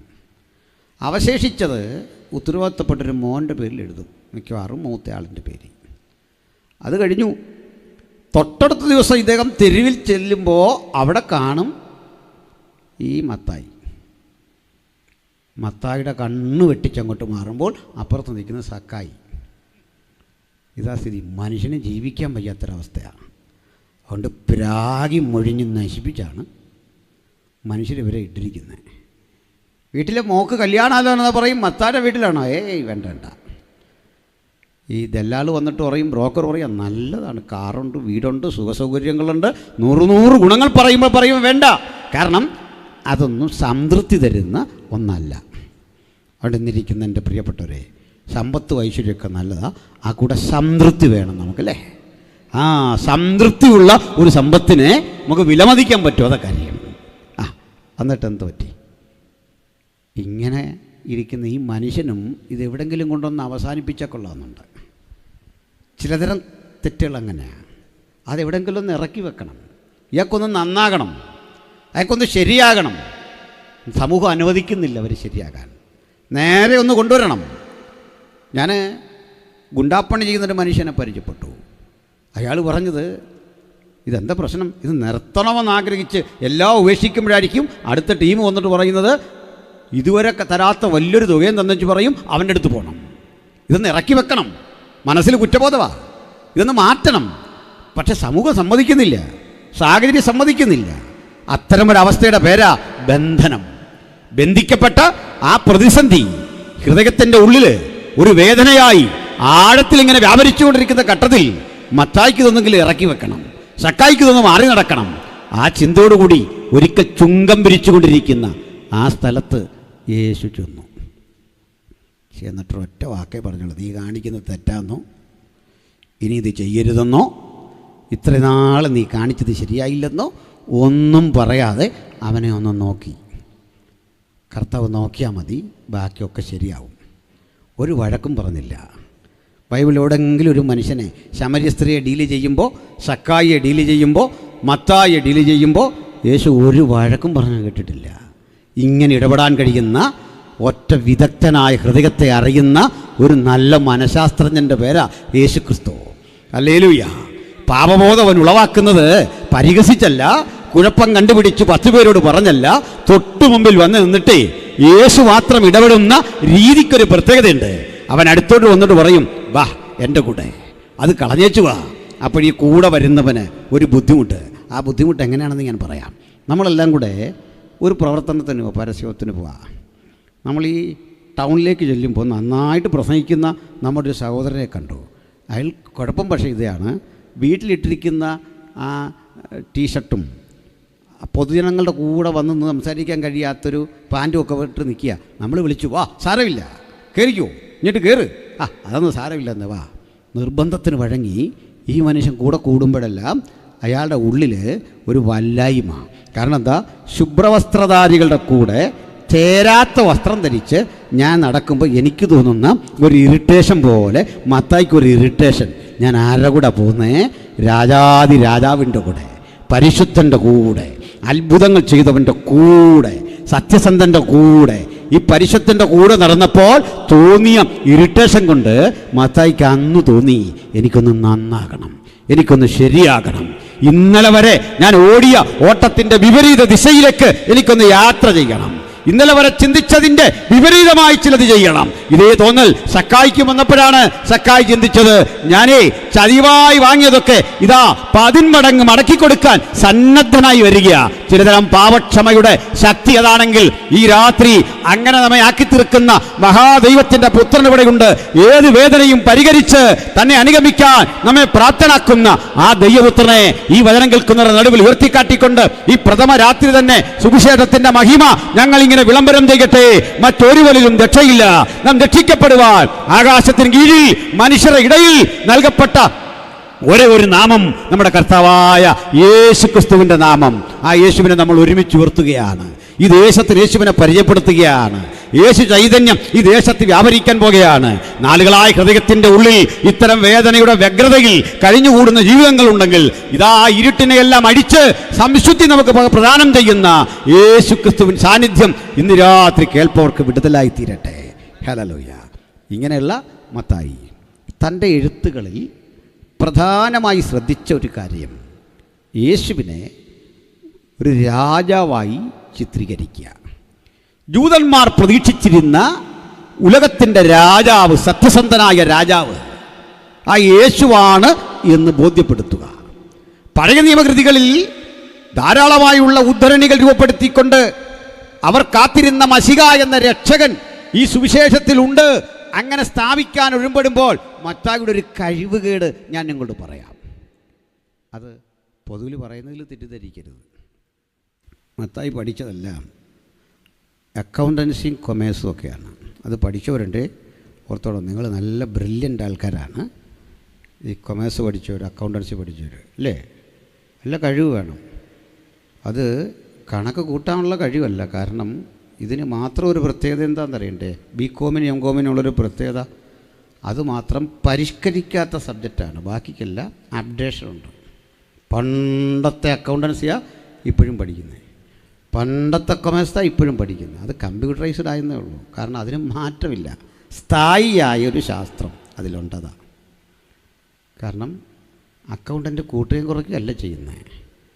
അയാൾ കൂട്ടുന്നുമില്ല, കുറയ്ക്കുന്നുമില്ല, ഗുണിക്കുന്നുമില്ല, പ്രത്യേകിച്ചൊന്നും ചെയ്യുന്നില്ല. എന്താ ചെയ്യുന്നറിയണ്ടേ, നമ്മൾ നടത്തിയ ചെലവ് അടുക്കി പെറുക്കി വെച്ച് തരുന്നു, ഡീസൻ്റാക്കി തരുന്നു. ഇത്രേ ഉള്ളൂ. ലളിതമായി പറഞ്ഞാൽ നമ്മൾ ചായ കുടിച്ചത്, ഈ പന്തലിട്ടത്, ഈ പാട്ടുകാരെ വിളിച്ചത്, ഇതെങ്ങനൊക്കെ ചിലവ് ഏത് വഴിക്ക് പോയി എന്നുള്ളത് അവർ ഓർഡറിലാക്കി തരുന്ന പണിയാണ് അക്കൗണ്ടൻസി. ശരിയാണോ? നല്ല ബ്രില്യൻ്റായ ആളുകൾക്ക് അത് ചെയ്യാൻ പറ്റുമോ? അപാര കഴിവ് വേണം. പക്ഷെ ഒരു പരിമിതി അവർക്കുണ്ട്, ഒരു കുറവ്. പഠിച്ചൊരു പെണ്ണുങ്ങളിൽ സാഹിത്യവും ഭാഷ ഇവർക്കങ്ങനെ വഴങ്ങില്ല. അവരുടെ ലോകം അങ്ങനെ അല്ലേ, സാഹിത്യം വഴങ്ങില്ല. അതുകൊണ്ട് അക്കൗണ്ടൻസി പഠിച്ച ആളുകളുടെ ഇംഗ്ലീഷൊക്കെ ഒന്ന് കേൾക്കണ്ട. Credit what comes in, debit what goes out അല്ലേ. 3 column cash book, Menon and company, purchasing എന്നൊക്കെ പറയുമ്പോഴേ നമുക്ക് ദേഹം പെരുക്കും. ഏതാണ്ടൊരു ഭാഷ, സാഹിത്യം വഴങ്ങല്ല. ചിലരുണ്ട് കേട്ടോ, സുമാർ അഴീക്കോടൊക്കെ കൊമേഴ്സ് പഠിച്ചിട്ട് മലയാളം പഠിച്ച ആളല്ല, ചുമ്മാ ഒന്നുമല്ല. അങ്ങനെയുള്ള ആൾക്കാരുണ്ട്, അപൂർവം ചിലർ. മത്തായി പഠിച്ചല്ല ഇതാ. മാന്യമായി മത്തായിക്ക് കൊടുക്കാവുന്നൊരു ജോലി ട്രഷററുടെ പണിയായിരുന്നു. കൊടുത്തോ? ഇല്ല. നമ്മളീ പലരും നേതാവാകത്തിൻ്റെ കാര്യം മനസ്സിലായോ? ദൈവമുണ്ടായിരിക്കുന്നു, കഴിവില്ലാഞ്ഞിട്ടല്ലെന്നും. ഇതിനകത്തെ സകല പോസ്റ്റിങ്ങും കഴിവിനെ ആധാരമാക്കിയല്ല, കൃപയാണ് മാനദണ്ഡം. കൃപയായതുകൊണ്ടാണ് ഞാനിവിടെ നിൽക്കുന്നത്, കൃപയായതുകൊണ്ടാണ് ഈ കുഞ്ഞുങ്ങൾ പാടുന്നത്, കൃപയായതുകൊണ്ടാണ് കർത്തദാസനോട് ഇരിക്കുന്നത്, കൃപയായതുകൊണ്ടാണ് നിങ്ങളിവിടെ ഇരിക്കുന്ന. യോഗ്യതയല്ല. കഴിവ് വെച്ചവൻ ഒന്നും തരില്ല, കൂട്ടത്തിലേറ്റവും കൊള്ളരുതാത്തവനും തോന്നിയവനെ പിടിച്ച് ട്രഷറുമാക്കി. നമ്മളാണെ ആക്കുമോ? യൂദായുടെ പേരൊക്കെ നിർദ്ദേശിക്കുമ്പോഴേക്ക് ബാക്കി അപ്പോസ്തലന്മാരിന്ന് വിഷമിക്കുന്നുണ്ട്, പറയണമെന്നുണ്ട്, അച്ഛാ വേണ്ട വേണ്ട വേണ്ടെന്ന് പറയണമെന്നുണ്ട്. പക്ഷെ കർത്താവിനോട് പറച്ചിൽ മിണ്ടരുത്, അവിടെ ഇരിക്കാൻ പറയും. പക്വതയില്ലാത്ത ഒരാളെ പിടിച്ച് ലീഡറാക്കുമോ? ആക്കൂല. പക്ഷെ ഈ പിരിവിരാന്നോടി ഏതാണ്ടെല്ലാം കാട്ടിക്കൂടുന്ന പത്രോസിനെ നോക്കി പറഞ്ഞു, നീ ആ ലീഡർ. കണ്ടോ, ഈ കമ്മിറ്റി എത്ര നാൾ നിൽക്കും നിങ്ങളോർത്തേ? അപ്പോഴൊക്കെ മനസ്സിലാക്കിക്കോണം, ഈ പ്രസ്ഥാനം ഓടാൻ കാരണം നമ്മുടെ പ്രാപ്തിയല്ല, അവിടുത്തെ കൃപ. ഹല്ലേലൂയ. ആ കഴിവ് നോക്കി അവൻ ഒന്നും തരില്ലാന്ന്, ഒന്നും കഴിവ് നോക്കി തരില്ല. മത്തായിയോട് പറഞ്ഞ് എഴുതിക്കോളാൻ സുവിശേഷം സാഹിത്യം അറിയാത്തവനോട്. പക്ഷെ മത്തായിയുടെ എഴുത്ത് കണ്ടോ, അതിനകത്ത് പ്രയോഗിച്ചു ഒരു അക്കൗണ്ടൻസി. തുടങ്ങുന്ന അക്കൗണ്ടൻസിയിലാണ്. അത് ക്യാഷിൻ്റെ കണക്കല്ല, അബ്രഹാമിന് മക്കൾ ജനിച്ച കണക്ക്. ചിട്ടയ്ക്ക് അടുക്കി വെച്ചേക്കുന്നുണ്ടോ 1-ാം അധ്യായത്തിൽ? എന്തൊരെഴുത്ത്! അത് തന്നെ അക്കൗണ്ടൻസിയുടെ ഏറ്റവും വലിയ തെളിവ്. അബ്രഹാം ഇസ്ഹാക്കിനെ ജനിപ്പിച്ചു, ഇസ്ഹാക്ക് യാക്കോബിനെ ജനിപ്പിച്ചു, യാക്കോബ് യഹൂദയെയും അവൻ്റെ സഹോദരന്മാരെയും ജനിപ്പിച്ചു. എന്നിട്ട് 14 വീതം തലമുറകളെ വേർതിരിച്ചിട്ട് രസകരമായൊരു അടുക്കിപ്പിറുക്ക്. എന്തൊരു വൃത്തിയാണല്ലേ! തലമുറകളെ നല്ല ഓർഡറിൽ കൊണ്ടുവന്ന് അങ്ങോട്ടാക്കി. എന്നിട്ടേ ആ തലമുറയിൽ നിന്ന് ക്രിസ്തു ജനിച്ചു എന്ന് സ്ഥാപിച്ചെടുത്തിട്ട് അപ്പോസ്തലൻ ഇതിൽ പറയുന്ന ഉപമകൾ പഠിക്കണം. ആ ഉപമകളിലെല്ലാം കാണുന്നത് രാജാവും പരിവാരങ്ങളും. മഹാരാജാവിൻ്റെ വിവാഹം, രാജാവ് തൻ്റെ ആ വിശിഷ്ട സേവനത്തിന് ആളുകളെ വിളിക്കുന്നത്, രാജശുശ്രൂഷകന്മാരുടെ കാര്യം. ഇനി മാർക്കോസിലേക്ക് എന്നാൽ വേല ചെയ്യുന്നവനും വേലയ്ക്ക് വേണ്ടി വിളിക്കുന്ന യജമാനനും ഉപമയല്ല അതാ. ലൂക്കോസിലേക്ക് എന്നാൽ മനുഷ്യരെക്കുറിച്ചുള്ള ഉപമ. 1-ാം സുവിശേഷത്തിൽ യേശു രാജാതി രാജാവെങ്കിൽ മാർക്കോസിൻ്റെ സുവിശേഷത്തിൽ യേശു വിശ്വസ്തനായ ഒരു സേവകൻ, നമുക്ക് വേണ്ടി സേവനമനുഷ്ഠിക്കാൻ വന്ന, ദാസ്യവൃത്തി ചെയ്യാൻ വന്ന ആ വലിയ വ്യക്തിത്വമായി മാർക്കോസ് യേശുവിനെ കാണുമ്പോൾ, ലൂക്കോസിൻ്റെ സുവിശേഷത്തിൽ യേശു സർവ്വതും തികഞ്ഞ ദൈവഭാവമുള്ള ആ മനുഷ്യനായി വ്യാപരിപ്പിച്ച് ബോധ്യപ്പെടുത്തുമ്പോൾ, യോഹന്നാൻ്റെ സുവിശേഷത്തിൽ അവൻ സാക്ഷാൽ ദൈവമാണ്. ഇതിനാണ് 4 സുവിശേഷങ്ങൾ. 1-ാം സുവിശേഷത്തിൽ രാജാതി രാജാവ്, 2-ാം സുവിശേഷത്തിൽ നമ്മുടെ പാദം കൂടി കഴുകാൻ സന്മനസ്സോടെ വന്ന് നമുക്ക് വേണ്ടി സേവനം ചെയ്യാൻ, സ്വർഗീയ മഹിമകളെ വിട്ട് താണലോകത്തിലേക്ക് ഇറങ്ങി വന്ന സേവനം ചെയ്യുന്ന നമ്മുടെ കർത്താവ്. മൂന്നാം സുവിശേഷത്തിൽ ഉത്തമനായൊരു മനുഷ്യൻ, സകലത്തിൻ്റെയും തികവാർന്നൊരു മനുഷ്യൻ, ഇന്നുവരെ ലോകം കണ്ടതിലെ അത്യുത്തമനായൊരു മനുഷ്യൻ, കർത്തൃദാസൻ ഞാൻ വരുമ്പോൾ മഹായോഗം എന്ന് വിശേഷിപ്പിച്ച് അനന്തരം പറഞ്ഞ ആ വാക്കുകൾ ഇവിടെ ചേർക്കാം. രാജാതി രാജാവ് മാത്രമല്ല, സർവവും തികവായ നമ്മുടെ കർത്താവ് മൂന്നാം സുവിശേഷത്തിൽ. നാലാം സുവിശേഷത്തിൽ പണ്ടേയുള്ളവൻ, ഉൽപ്പത്തിക്ക് മുൻപേയുള്ളവൻ, ആദിയിൽ വചനമുണ്ടായിരുന്നു, വചനം ദൈവമായിരുന്നു, വചനം ദൈവത്തോട് കൂടെയായിരുന്നു, വചനം ജഡമായി തീർന്നു. ചുരുക്കി പറഞ്ഞാൽ ഈ 4 സുവിശേഷങ്ങളിൽ പ്രഥമ സുവിശേഷത്തിലേക്ക് വരുമ്പോൾ യേശുവും അപ്പോസ്തലന്മാരും തമ്മിലുള്ള വളരെ ചിന്തനീയമായ ഒരു സംഭാഷണത്തിലേക്കാണ് നമ്മുടെ വായന വന്നത്. അത് വളരെ ലളിതമായ ചോദ്യം. ആ ചോദ്യം എന്താ? കർത്താവേ, ഞങ്ങൾ നിൻ്റെ കൂടെ വന്നു, നിന്നെ അനുഗമിച്ചു. വെറുതെ അല്ല അനുഗമിച്ചത്, ഞങ്ങൾക്കുള്ളതൊക്കെ വിട്ടു, ത്യജിച്ചിട്ട് വന്നതാ. അതൊരു വസ്തുതയാണ്. ത്യജിച്ചിട്ട് ഞങ്ങൾ വന്നു. അങ്ങനെ വന്ന ഞങ്ങൾക്ക് എന്ത് കിട്ടും? നഥനയേലും ചോദിച്ചു ഇതേ ചോദ്യം. വല്ല നന്മയും വരുമോ? മനുഷ്യൻ്റെ സ്വാഭാവികമായ ഒരു അന്വേഷണമായത്. പക്ഷെ അന്ന് പിന്നെ എന്തിനാണ് ത്യജിച്ചത്? അന്നേ ചോദിക്കേണ്ടതാ. എൻ്റെ അർത്ഥം ഇത്രേ ഉള്ളൂ. യേശു വിളിച്ചപ്പോൾ ആ വിളിക്കുള്ളിൽ എവിടെയോ കരുതി വച്ചൊരു വാത്സല്യത്തിൻ്റെ ശക്തി യേശുവിനെ അനുഗമിക്കാൻ എന്നെ പ്രേരിപ്പിച്ചു. ഒരന്തനെപ്പോലെ ആ വരവാ ഇവിടെ വരെ വന്നത്. ഒന്നുറപ്പാ, വിളിച്ചത് അവനെങ്കിൽ, ശബ്ദം അവൻ്റേതെങ്കിൽ, അടിപതറാതെ ചുവട് പിഴയ്ക്കാതെ അന്ത്യത്തോളം എന്നെ കൊണ്ടെത്തിക്കും.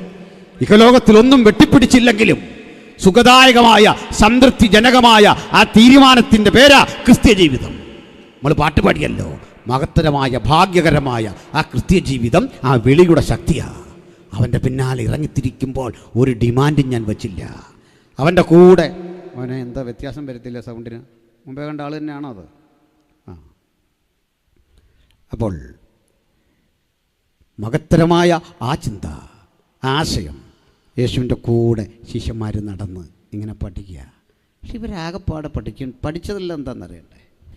ആ തലമുറയിൽ തന്നെ റോമിനെ ഓടിച്ചു വിട്ട് പരീശന്മാരെ അടിച്ചൊതുക്കി യേശു രാജാവാകും എന്നൊരു പ്രതീക്ഷ യൂതയടക്കമുള്ളവർക്കുണ്ട്. യൂതയ്ക്കാണ് പ്രധാനം. കാരണം യേശു ഇങ്ങനെ പഠിപ്പിച്ചുകൊണ്ടേയിരിക്കുകയാണ്, പല കാര്യങ്ങൾ പറയുക. അപ്പോഴൊന്നും ഈ പ്രധാന കാര്യം വരുന്നില്ല. നമുക്കെന്നാൽ രാജ്യം കിട്ടുന്നേ, നമുക്കിതെപ്പോഴാണ് കിട്ടുന്നേ? ഇത് പറയുന്നില്ല. അവസാനം കർത്താവ് അവർക്ക് നിരാശ തോന്നുന്ന വിധത്തിലൊരു സംഭാഷണം. എൻ്റെ രാജ്യം ഐഹികമല്ല. തീർന്നു, പോകേണ്ടതാ വേണമെങ്കിലേ. ഓരോ ദിവസം കഴിയും തോറും ഈ പഠനം ഇവരുടെ പ്രതീക്ഷകളിൽ നിന്ന് അകന്നകന്നകന്ന് പോവാ. ഇനി ഒരു ദിവസം പറഞ്ഞു, നിങ്ങൾ എൻ്റെ രക്തം കുടിക്കാതെയും എൻ്റെ മാംസം ഭക്ഷിക്കാതെ ഇരുന്നാൽ ഉള്ളിൽ ജീവനില്ല. അന്ന് മുതൽ ചെല്ലു പറഞ്ഞു, ഇത് കഠിന ഉപദേശം, ഞങ്ങൾ നിർത്തിപ്പോവാ. നിങ്ങളൊന്നാലോചിച്ചു, വലിയൊരു ജനാവലി ഇരിക്കുക.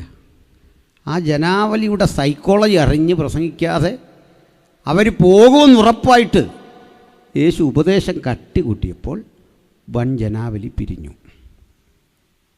പത്രോസിനൊക്കെ പറയണമെന്നുണ്ടോ, നമ്മളൊരു വിധത്തിൽ സംഭരിച്ചു കൊണ്ടുവന്ന മനുഷ്യരാ, ഒരല്പം വിട്ടുവീഴ്ച ആകാരുന്നു ഗുരു. ഇത് പറയാൻ പലതവണ പത്രോസ് ആഗ്രഹിച്ചതാണ്. നമ്മളൊക്കെ പലപ്പോഴും ഈ മെഗാ ചർച്ചിൻ്റെ ഒരു കൺസെപ്റ്റ് തന്നെ അങ്ങനെ. എന്താ ചെയ്യുന്നത്? അവൻ്റെ ഇഷ്ടവും അടുത്തവൻ്റെ ഇഷ്ടവും എല്ലാം ഇങ്ങനെ സാധിച്ച് പരമാവധി ഉപദേശത്തിൽ വിട്ടുവീഴ്ച വരുത്തി എല്ലാത്തരം പ്രവൃത്തികളെ അനുവദിച്ചു കൊണ്ടുപോയാൽ ചർച്ച് വലിയ മെഗാ ചർച്ചാവും. ഉപദേശത്തിൽ കൃത്യത പുലർത്തി പോയി കഴിഞ്ഞാൽ ചർച്ചിൽ പെട്ടെന്ന് മെഗാ ചർച്ചാകാനൊന്നും പറ്റില്ല. എല്ലാത്തരം ലോകമയത്വത്തെയും അനുവദിച്ചു കൊടുത്ത് ഇതിനെ നമുക്കെങ്ങനെ പർവ്വതീകരിച്ച് അതിനെ നിലനിർത്താമെന്നുള്ള ഒരു ചിന്ത ആധുനികമായൊരു കാഴ്ചപ്പാടിൽ വന്നു. പക്ഷേ കർത്താവ് ഇംഗിതം അറിഞ്ഞിട്ടൊരു ചോദ്യമാണ്, നിങ്ങൾക്കും പോകാൻ മനസ്സില്ലായിരുന്നോ? അതാകപ്പാടെ പൊക്കോ എന്ന് പറഞ്ഞതിൻ്റെ തുല്യമാണ് അല്ലേ? നിങ്ങൾക്കും പോകാൻ മനസ്സില്ലായിരുന്നോ? ചിലരോടൊക്കെ യേശു പെരുമാറിയ ഗൗരവം കണ്ടാൽ നമ്മൾ അമ്പരന്ന് പോകും. നമ്മളാണെങ്കിൽ അവിടെ പിന്നെ നിൽക്കുകയില്ല. ഉദാഹരണം പറയാം, കുറേ മനുഷ്യരൊപ്പം നിൽക്കുക. കർത്താവ് അവരെ ആക്ഷേപിക്കുന്ന പോലെ പറയുകയാണേ, നിങ്ങളേ വചനം കേൾക്കാനൊന്നും വന്നല്ല, അപ്പം കഴിച്ചുകൊണ്ടായി വന്നേ. നമ്മളാണെങ്കിൽ പിന്നെ ആ കൂട്ടായ്മയ്ക്ക് പോവോ? മാസത്തിലില്ലിപ്പം നമ്മോട് പറയുക ഭക്ഷണം കഴിക്കാൻ വന്നാന്ന് പറഞ്ഞാൽ നമ്മളെന്ത് ചെയ്യും? നിൽക്കുമോ? നിൽക്കില്ല. ഞാൻ നിൽക്കില്ല. എനിക്ക് ന്യായമുണ്ട് 10 പേരോട് പറയാൻ. ഇനി എന്താണെങ്കിലും കർത്താവ് അങ്ങനെ പറയാമോ? അപ്പോൾ അത് സത്യത്തിൽ മനുഷ്യൻ ഇത്രയും ബുദ്ധിമുട്ടി വന്ന് അപ്പം കഴിക്കാനാണോ? അല്ലെന്ന് വാദിച്ചാൽ കർത്താവ് കള്ളം പറഞ്ഞെന്ന് വരും. കർത്താവ് കള്ളം പറയുന്നില്ലെന്ന് ഉറപ്പ് തിരിച്ച് ചിന്തിച്ചാൽ ഉത്തരം കിട്ടത്തില്ല. ഇത്രയും മനുഷ്യൻ നേരത്തെ പോലെ കാത്തു നിൽക്കുക. അതിലൊരു സത്യമുണ്ട്. എന്താ സത്യം എന്നറിയണ്ടേ? കർത്താവ് അപ്പം കൊടുത്ത് കഴിക്കാൻ തന്നെ അവർ വന്ന്. കാരണം പറയാം. ഈ അപ്പം കഴിച്ചവൻ ചെന്നിട്ട് സാക്ഷ്യം പറഞ്ഞ അപ്പം ഉണ്ടെന്നല്ല യോഗത്തിന്. ഞാൻ ഇന്നലെ യോഗത്തിന് പോയപ്പോൾ അവിടുന്ന് അല്പം അപ്പം കഴിച്ചു. അത് കഴിച്ച മാത്രയിൽ ദീർഘവർഷങ്ങൾ എൻ്റെ ഉള്ളിൽ വ്യാപരിച്ചിരുന്ന ഒരു വലിയ മാരക രോഗം മാറുന്നൊരു ഫീലുണ്ടായി. എൻ്റെ കണ്ണിൻ്റെ കാഴ്ച വർദ്ധിച്ചു, എൻ്റെ ഷുഗർ കുറഞ്ഞു, എൻ്റെ കാലിൻ്റെ ആ പ്രതിസന്ധി മാറി, എൻ്റെ ബുദ്ധി പ്രശോഭിച്ചു, എൻ്റെ മക്കൾ ഇങ്ങനെ അനുഗ്രഹിക്കപ്പെട്ടു. ഇത് കേട്ടവർക്ക് യേശു വാഴ്ത്തിയ അപ്പമൊന്ന് കഴിക്കണമെന്ന് തോന്നി. അതാ കാര്യം. ഈ ഇംഗിത പറഞ്ഞപ്പോഴേ കർത്താവ് ആ പ്രോഗ്രാം നിർത്തിക്കളഞ്ഞു. ഈ അപ്പം വിതരണം ചെയ്യുന്ന പണി നിർത്തി. പലയിടത്തും അത്ഭുതം നടക്കാത്തതിൻ്റെ കാര്യം മനസ്സിലായോ? എൻ്റെ കാരണം ഇത് തേടി വന്നാൽ കർത്താവ് ഇതിനങ്ങ് തിരശ്ശീലയിടും. ഭൗതികം മാത്രം ആഗ്രഹിച്ച് യേശുവിനെ അനുഗമിക്കാൻ വന്നാൽ ആ വഴി കർത്താവ് അങ്ങ് അടയ്ക്കും. കാരണം എന്താ? അല്പം കഴിഞ്ഞ് ജീവൻ്റെ അപ്പമായവൻ നുറുക്കപ്പെടും. ആ ജീവൻ്റെ അപ്പത്തിൻ്റെ ഒപ്പം നിൽക്കാൻ കഴിയാത്തവൻ്റെ അല്ല ക്രിസ്തീയ ജീവിതം. ഭൗതികപ്പം ഭക്ഷിച്ചവൻ്റെതാക്കി ക്രിസ്തീയ ജീവിതത്തെ മാറ്റുന്ന ആ പ്രവണത മാറ്റണം. മറിച്ച് ജീവൻ്റെ അപ്പം അറുക്കപ്പെടാൻ പോകുകയാണ്.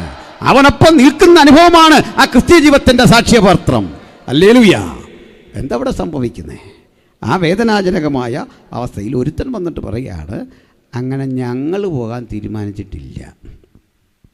കാരണം പറഞ്ഞു, നിത്യജീവൻ്റെ മൊഴികൾ നിൻ്റെ പക്കലുണ്ട്. ഇനി പത്രോസ് ആരുമാകട്ടെ, പലരും പോയിട്ടും ഒപ്പം നിൽക്കാൻ അവൻ കാട്ടിയിട്ട് പറയുന്ന ആ മധുര മൊഴികൾ കേട്ടില്ലേ? എന്തിനാ അധികം എഴുതുന്നത്? എന്തിനാ അധികം പറയുന്നത്? പത്രോസ് കാര്യം എൻ്റെയും നിങ്ങളുടെയും നിലവാരം വെച്ച് നോക്കിയാൽ ഒത്തിരി കുറവുള്ളവനാ. പക്ഷെ നിർണായകമായ ചില ഘട്ടങ്ങളിൽ ചില വാക്കുകൾ അദ്ദേഹം പറഞ്ഞിട്ടുണ്ട്. എത്ര മഹത്തര വാക്കുകളാ! സദൃശവാക്യക്കാരൻ പറയുന്ന പോലെ തക്ക സമയത്ത് പറഞ്ഞ വാക്ക് വെള്ളിത്താലത്തിലെ പൊന്നാരങ്ങ പോലെ ശോഭിക്കുന്ന മനോഹരങ്ങളായ വാക്കുകൾ തന്ന നിത്യജീവന്റെ മൊഴികൾ നിന്റെ പക്കലുണ്ട് ഗുരു. നിന്നെ വിട്ട് ഞങ്ങൾ എവിടെയാ പോവുക? അതിൽ പരം ഒരു ആരാധനയുണ്ടോ?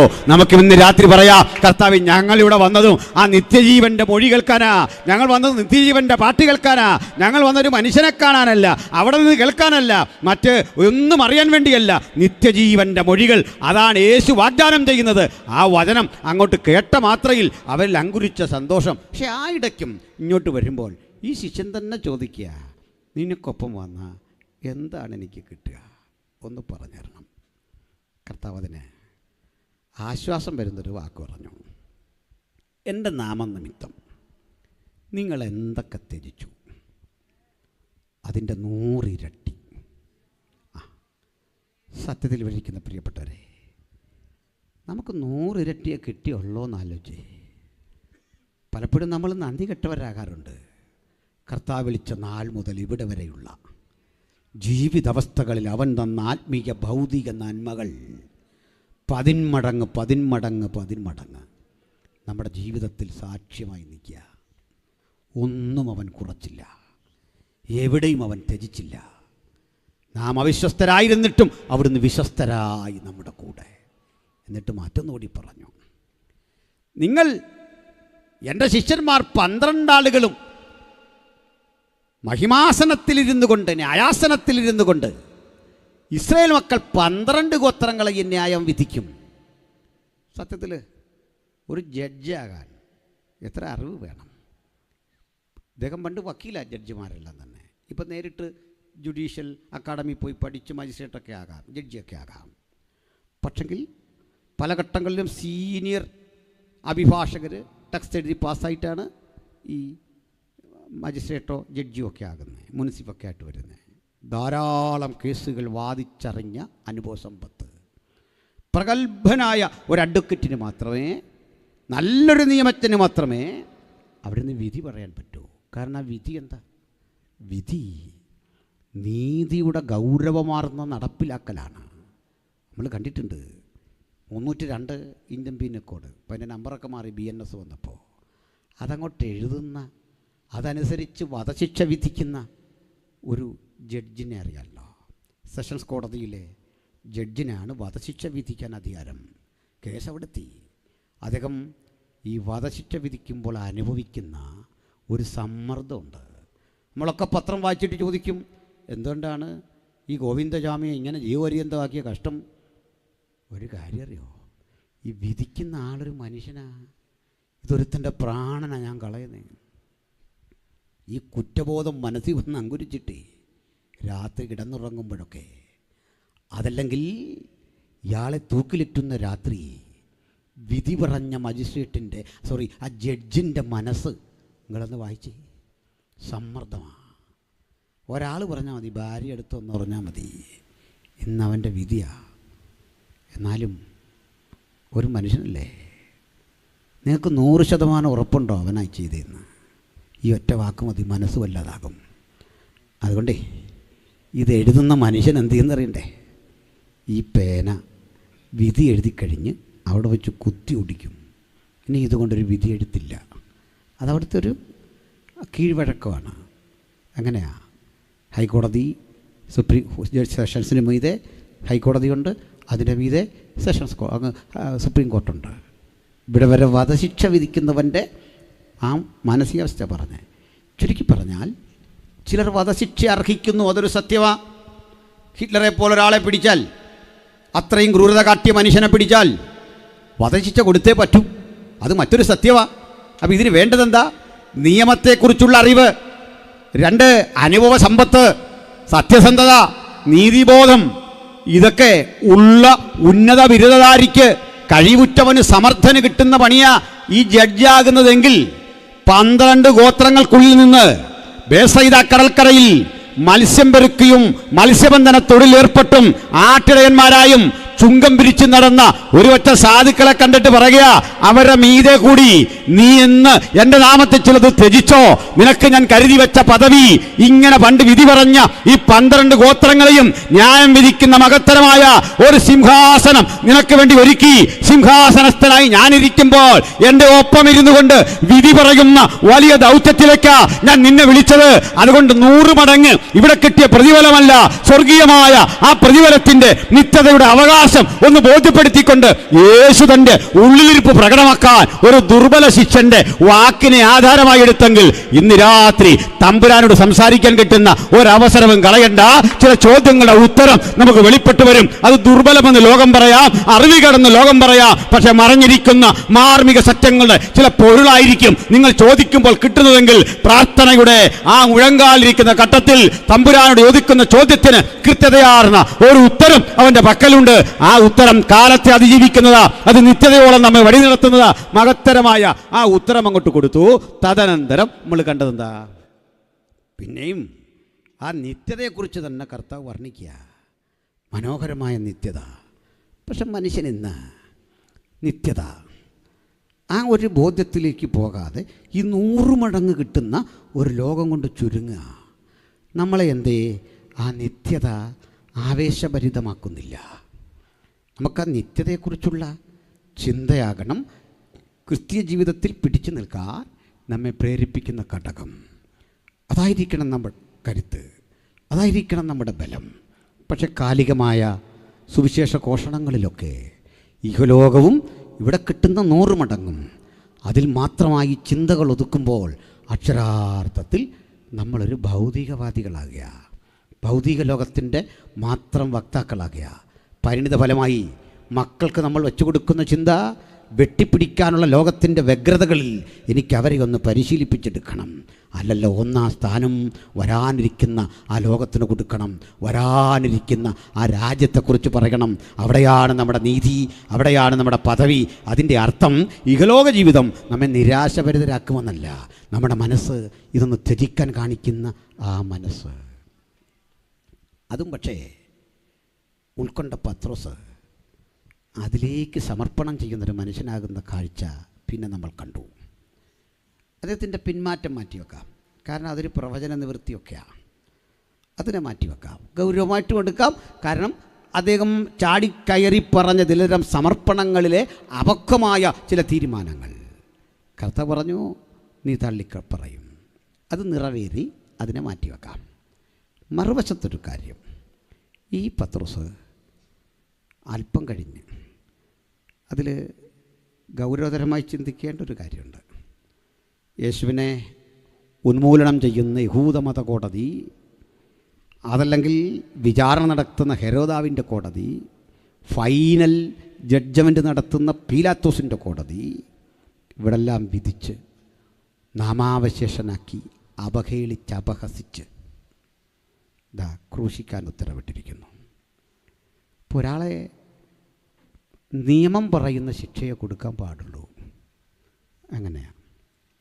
അതുകൊണ്ടാണ് ചില കുറ്റവാളികളെ പിടിച്ചിട്ട് പോലീസ് എന്തിനാണ് അവരെ ഇങ്ങനെ ഒരു വലയത്തിനുള്ളിലാക്കി കൊണ്ടുവന്നേ? നമ്മൾ കയറി കയ്യേറ്റം ചെയ്താൽ കളിയങ്ങ് മാറും. നിയമമില്ല, അതടുത്ത ക്രിമിനൽ ഒഫൻസാണ്. മാത്രമല്ല, ഈ അറസ്റ്റ് ചെയ്തുകൊണ്ട് പോകുന്ന മനുഷ്യൻ പ്രതിയായിട്ടില്ല, കുറ്റവാളിയായിട്ടില്ല. കാരണം പോലീസ് പറഞ്ഞാൽ കുറ്റവാളിയാവില്ല, ചാനലുകാർ പറഞ്ഞാൽ കുറ്റവാളിയാവില്ല, പത്രം എഴുതിയാൽ കുറ്റവാളിയാവില്ല. കോർട്ട് വിധിക്കും വരെ ആൾ സംശയത്തിൻ്റെ നിഴലിൽ അവന് പറയാനുള്ളതും കോർട്ട് കേൾക്കും. ഇത് ഇവൻ തന്നെയാണെന്ന് ഉറപ്പുവരുത്തണം. അങ്ങനെ സംശയത്തിൻ്റെ ആനുകൂല്യം അവന് കൊടുക്കണമെന്നാണ്. ഉറപ്പിക്കാനാവുന്നില്ലെങ്കിൽ അതുകൊണ്ടാണ് ചില പ്രതികൾ രക്ഷപ്പെടുന്നത്. ഒരു കത്തിയിൽ പറ്റിപ്പിടിച്ചിരിക്കുന്ന ആ കൈപ്പടമുണ്ടല്ലോ, അത് ഈ നിർദ്ദിഷ്ട ആളിൻ്റെ അല്ല, മാറിപ്പോയെങ്കിൽ ആൾ രക്ഷപ്പെടും. അവൻ വാദിക്കുന്നു, ഇതുവരെ വന്ന റിപ്പോർട്ട് അനുസരിച്ച് ആ കൈപ്പടം എൻ്റെ അല്ല. വക്കീൽ വാദിക്കുമ്പോൾ രണ്ടും ഒത്തുവരുന്നില്ലെങ്കിൽ സംശയത്തിൻ്റെ ആനുകൂല്യം ഇവനാ, രക്ഷപ്പെടും, ആളിനെ വെറുതെ വിടും. ഇതാ രാജ്യ നിയമം. അതുകൊണ്ട് അവനെ നമ്മൾ കല്ലെറിയാൻ പാടില്ല, അവഹേളിക്കാൻ പാടില്ല. പക്ഷേ യേശുവിൻ്റെ കാര്യത്തിൽ അതല്ല. ഒരു കുറ്റവും ചെയ്യാത്തവനെ, പാപമറിയാത്തവനെ ആക്ഷേപിച്ച് തലയിൽ മുൾക്കിരീടം വച്ച് ഒരങ്കി ധരിപ്പിച്ച് മ്ലേച്ഛമായ വാക്കുകൾ കൊണ്ട് പരിഹസിച്ചു കൊണ്ടുവരിക. ഈ പരിഹാസ ശരങ്ങൾ ഏറ്റുവാങ്ങി ഈ അങ്കി ധരിച്ച് തെരുവീതിയിലൂടെ പോകുന്ന ആൾ ആരാണ് നിങ്ങൾക്കറിയണ്ടേ? മിനിറ്റുകൾക്കപ്പുറത്തെ ഒരു ശക്തിപ്രകടനം നടക്കുന്ന ഘട്ടത്തിൽ ഒരു കഴുതയുടെ പുറത്തേറി അവിടുന്ന് വരുമ്പോൾ വഴിയോരത്ത് തങ്ങളുടെ പരവതാനികളും തുണികളുമൊക്കെ വിരിച്ചിട്ട് ആ ഒലിമരത്തിൻ്റെ ചില്ലകൾ കയ്യിലെന്തിക്കൊണ്ട് ആളുകൾ ആഹ്ലാദാരവത്തോടെ എതിരേറ്റവനിതാ മണിക്കൂറുകളുടെ വ്യത്യാസത്തിൽ ജയാളിയായി പണ്ട് നടന്ന വഴിയിലൂടെ ക്രൂശും ചുമന്നുകൊണ്ട് വരുമ്പോൾ അവകാശനായി പീഡിപ്പിക്കപ്പെട്ട് ഇങ്ങനെ പോകുമ്പോൾ പണ്ട് യേശു പറഞ്ഞു, ഒരുവൻ എന്നെ അനുഗമിപ്പാൻ ഇച്ഛിച്ചാൽ തൻ്റെ ക്രൂശ് എടുത്തുകൊണ്ട് എന്നെ അനുഗമിക്കണമെന്ന് പറയുമ്പോൾ ഈ രാത്രി വചനം കേൾക്കുന്നവരെ നമുക്കും വച്ചിട്ടുണ്ട് ഒരു കുരിശ് എന്ന യാഥാർത്ഥ്യം തിരിച്ചറിഞ്ഞ് യേശുവിനെ അനുഗമിക്കാൻ മനസ്സ് കാട്ടുമ്പോഴാണ് നമ്മുടെ ധൈര്യം വർദ്ധിക്കുന്നത്. ആളുകൾക്ക് ഇന്നേ ഈ കുരിശെടുക്കാൻ മനസ്സില്ല. എനിക്ക് പ്രകീർത്തനങ്ങൾ വേണം, പ്രശംസ വേണം, എനിക്ക് സ്വീകരിക്കപ്പെടണം, എനിക്ക് ഉയർച്ച വേണം, എനിക്ക് പദവികൾ വേണം. എന്നാൽ നമുക്ക് പറയാം, അങ്ങയുടെ ക്രൂശ് എടുക്കുന്നതാണ് ഞങ്ങളുടെ ജീവിതത്തിൻ്റെ സന്തോഷം. ആ ക്രൂശ് എടുക്കാനുള്ള ധൈര്യമാണ് ക്രിസ്തീയത ഇന്ന് ആവശ്യപ്പെടുന്നതെങ്കിൽ അവരിലൂടെയാണ് വരാനിരിക്കുന്ന ഒരു കാലഘട്ടത്തിൻ്റെ ഉണർവിൻ്റെ നിർവൃതി ദൈവം ഒതുക്കി വെച്ചിരിക്കുന്നത്. ആ ക്രൂശാകണം പ്രസംഗിക്കുന്നവൻ്റെ, പാടുന്നവൻ്റെ, ആരാധിക്കുന്നവൻ്റെ പ്രശംസ കഴിക്കുന്ന ഭക്ഷണത്തിൻ്റെ അല്ല, ലഭിക്കുന്ന പ്രതിഫലത്തിൻ്റെ അല്ല, പ്രതിമാസ ശമ്പളത്തിൻ്റെ കരുത്തല്ല.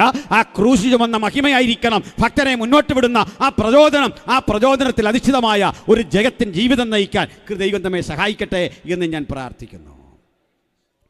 പ്രിയരെ, ഇവിടെ ഒരു കാഴ്ച കാണുക. ഞാൻ ചില പ്രശ്നങ്ങളിൽ ഊന്നി പറയുന്നൊരു ഭാഗം, വിശേഷിച്ച് ഒന്നാമത്തെ രാത്രിയാണെങ്കിൽ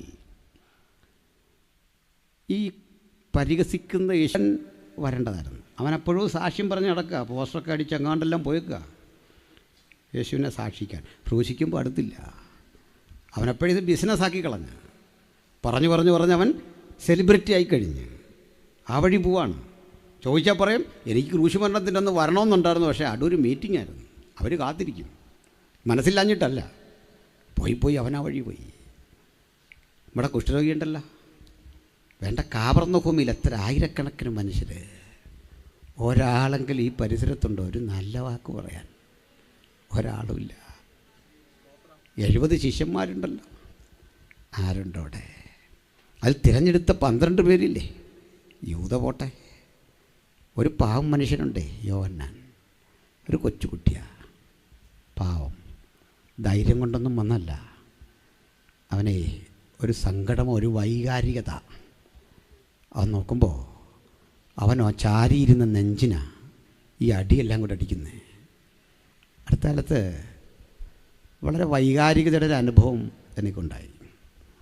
എൻ്റെ ഒരു സ്നേഹിതൻ പെട്ടെന്ന് മരിച്ചുപോയി. എൻ്റെ വൈഫിനൊക്കെ അറിയാം, ഒത്തിരി സ്നേഹിക്കുന്നൊരു മനുഷ്യൻ, ഒരു സ്കൂൾ മാഷായിരുന്നു, കഷ്ടതയിലൊക്കെ ഒപ്പം നിന്ന മനുഷ്യൻ. ആൾ മരിച്ചു. ഞാൻ തന്നെ അടക്കണം. അവിടെ ചെന്ന് ഈ കയ്യിലെ കാലിലൊക്കെ കെട്ടഴിക്കുന്നൊരു ചടങ്ങുണ്ടല്ലോ, ഞാനറിയാതെ ഈ കെട്ടഴിക്കാൻ അങ്ങ് തയ്യാറായി. അപ്പോൾ ആ കയ്യിലെ കെട്ടഴിക്കുമ്പോൾ എനിക്കൊത്തിരി നന്മ ചെയ്തൊരു മനുഷ്യൻ്റെ കൈ നിർജ്ജീവമായിട്ട് ഇങ്ങനെ ഇരിക്കുന്നു. അത് വല്ലാതെ വേദനിപ്പിച്ചു. ഞാനന്ന് പിറ്റേന്ന് യോഗത്തിന് പോകാൻ പറ്റാത്തൊരവസ്ഥയിലെത്തി. ചിലതരം ഓർമ്മകൾ നമ്മളെ അങ്ങനെ കൊണ്ടെത്തിക്കും. ചില അപ്പച്ചന്മാർ മരിക്കുമ്പോൾ 100 വയസ്സ് 90 വയസ്സുള്ള ആൾ മരിക്കുമ്പോൾ ഫോട്ടോ വരുമ്പോൾ കുട്ടികൾ സെഞ്ചുറി അടിച്ചു എന്നൊക്കെ പറഞ്ഞ് പരിഹസിക്കും. പക്ഷെ ആ വീട്ടിലെ മക്കളുടെ അവസ്ഥ അറിയോ? ആ വിരലിലേക്ക് നോക്കുമ്പോൾ ആ കത്തി പിടിച്ച് റബ്ബർ വെട്ടി, ആ കൈ കൊണ്ട് അധ്വാനിച്ച് വാഴക്കൊല വെട്ടി, ചെളി ഉരണ്ട ആ കാലുകൊണ്ട് നടന്ന് എന്നെ അന്നമൂട്ടിയ അപ്പൻ്റെ കിടപ്പ അമ്മയുടെ മനസ്സിൽ ഓടി വരുന്നത് അല്ലേ? കണ്ടു നിൽക്കുന്നതിന് പരിഹാസം. ഈ മനുഷ്യനാരാ? നസ്രായൻ. ചങ്ക് പിളരുന്ന അടിയിട്ട് നിൽക്കുമ്പോൾ പലർക്കും വരാൻ വയ്യ. യോഹന്നാൻ അടുത്ത് നിൽക്കാൻ കാരണം ഒരു കൊച്ചുകുട്ടിയായപ്പോൾ കൂടെ കൂടിയതാ. അപ്പനായ സെബദിയെ വിട്ട് വലയും പടകം വിട്ട് കൂടിയപ്പോൾ എൻ്റെ ആശ്വാസം നിൻ്റെ മാറിടമായിരുന്നു.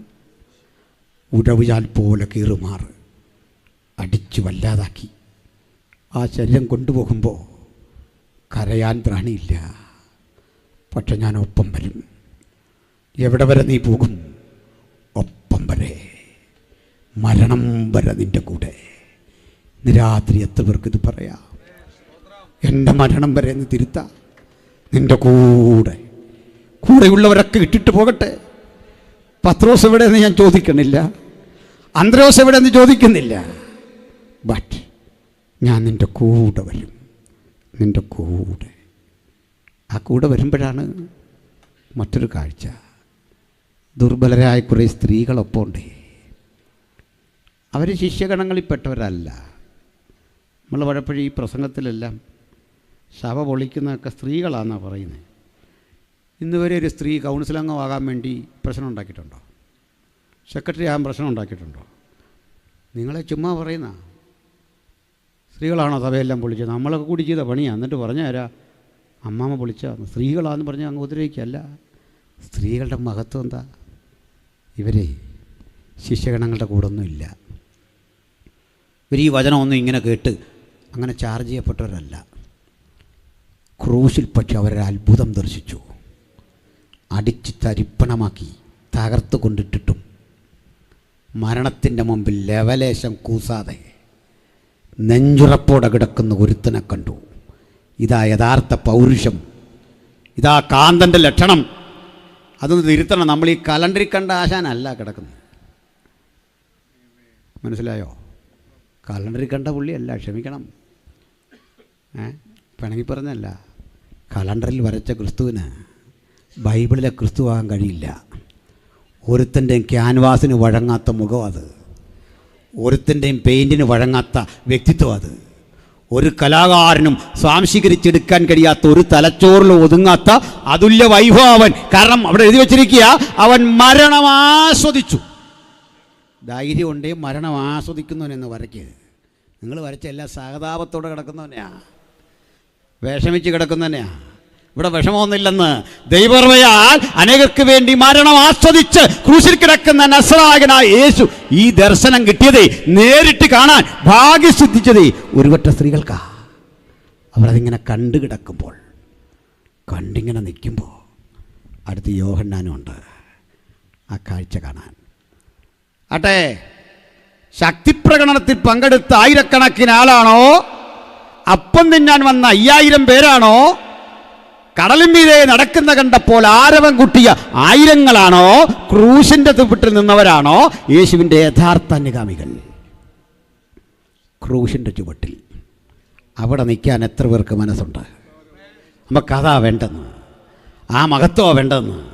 വാങ്ങി ഭക്ഷിച്ച അപ്പത്തിൻ്റെ കരത്തിനേക്കാൾ വലുതാണ് ക്രൂശിൻ്റെ ചുവട്ടിൽ നിൽക്കുമ്പോൾ കിട്ടുന്ന ആ നിന്നക്കൊപ്പം ഒന്ന് ചേരാൻ പറ്റി. പലപ്പോഴും നമ്മൾ ആഗ്രഹിക്കുന്ന എന്താ? എനിക്കെന്ത് കിട്ടി?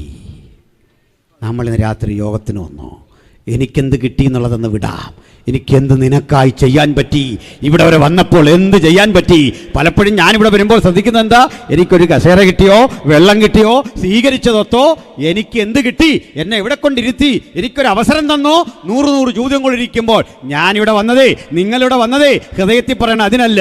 എനിക്ക് യേശുവിന് വേണ്ടി ഒരു കസേര നേരിടാൻ പറ്റിയെങ്കിൽ, ഒരാളെ കൂടി പുതുതായി വിരിച്ചുകൊണ്ട് വരാൻ പറ്റിയെങ്കിൽ, എനിക്കൊന്ന് ഇവരെ നിൽക്കാൻ കഴിഞ്ഞെങ്കിൽ, ഒരു ത്യാഗം സഹിക്കാൻ കഴിഞ്ഞെങ്കിൽ, അത് അടയാളപ്പെടുത്തിയിട്ട് കർത്താവ് പറയാ, എൻ്റെ നാമത്തിലെ നിങ്ങൾ ഈ ഭൂമിയിൽ ത്യജിച്ചതൊക്കെ 100 ഇരട്ടി തരുമെന്ന് മാത്രമല്ല, നിങ്ങൾക്ക് വേണ്ടി നിത്യതയുടെ ഒരു മനോഹര കാലം ഒരുക്കി വെച്ചിട്ട് അവിടെയും പ്രതിഫലം യാഥാർത്ഥ്യമാക്കി തീർക്കുന്ന വാഗ്ദത്തത്തിന്റെ പേരാ സുവിശേഷം. ആ സുവിശേഷത്തെ ഈ ലോകത്തിന് പരിചയപ്പെടുത്തിക്കൊണ്ട് പറയാം, സുവിശേഷം കേവലമായ വ്യർത്ഥതയുടെ വാക്കല്ല, അത് ഭൂമിയിൽ ചിലതിനെ വെട്ടിപ്പിടിക്കുന്ന ഒന്ന് മാത്രമല്ല, മറിച്ച് നിത്യതയെ ഹൃദയത്തിന്റെ ഉള്ളിലേക്ക് കൊണ്ടുവരുന്ന ആ വലിയ പ്രവൃത്തിയാണ്. അതുകൊണ്ട് ഹൃദയം തുറക്കട്ടെ.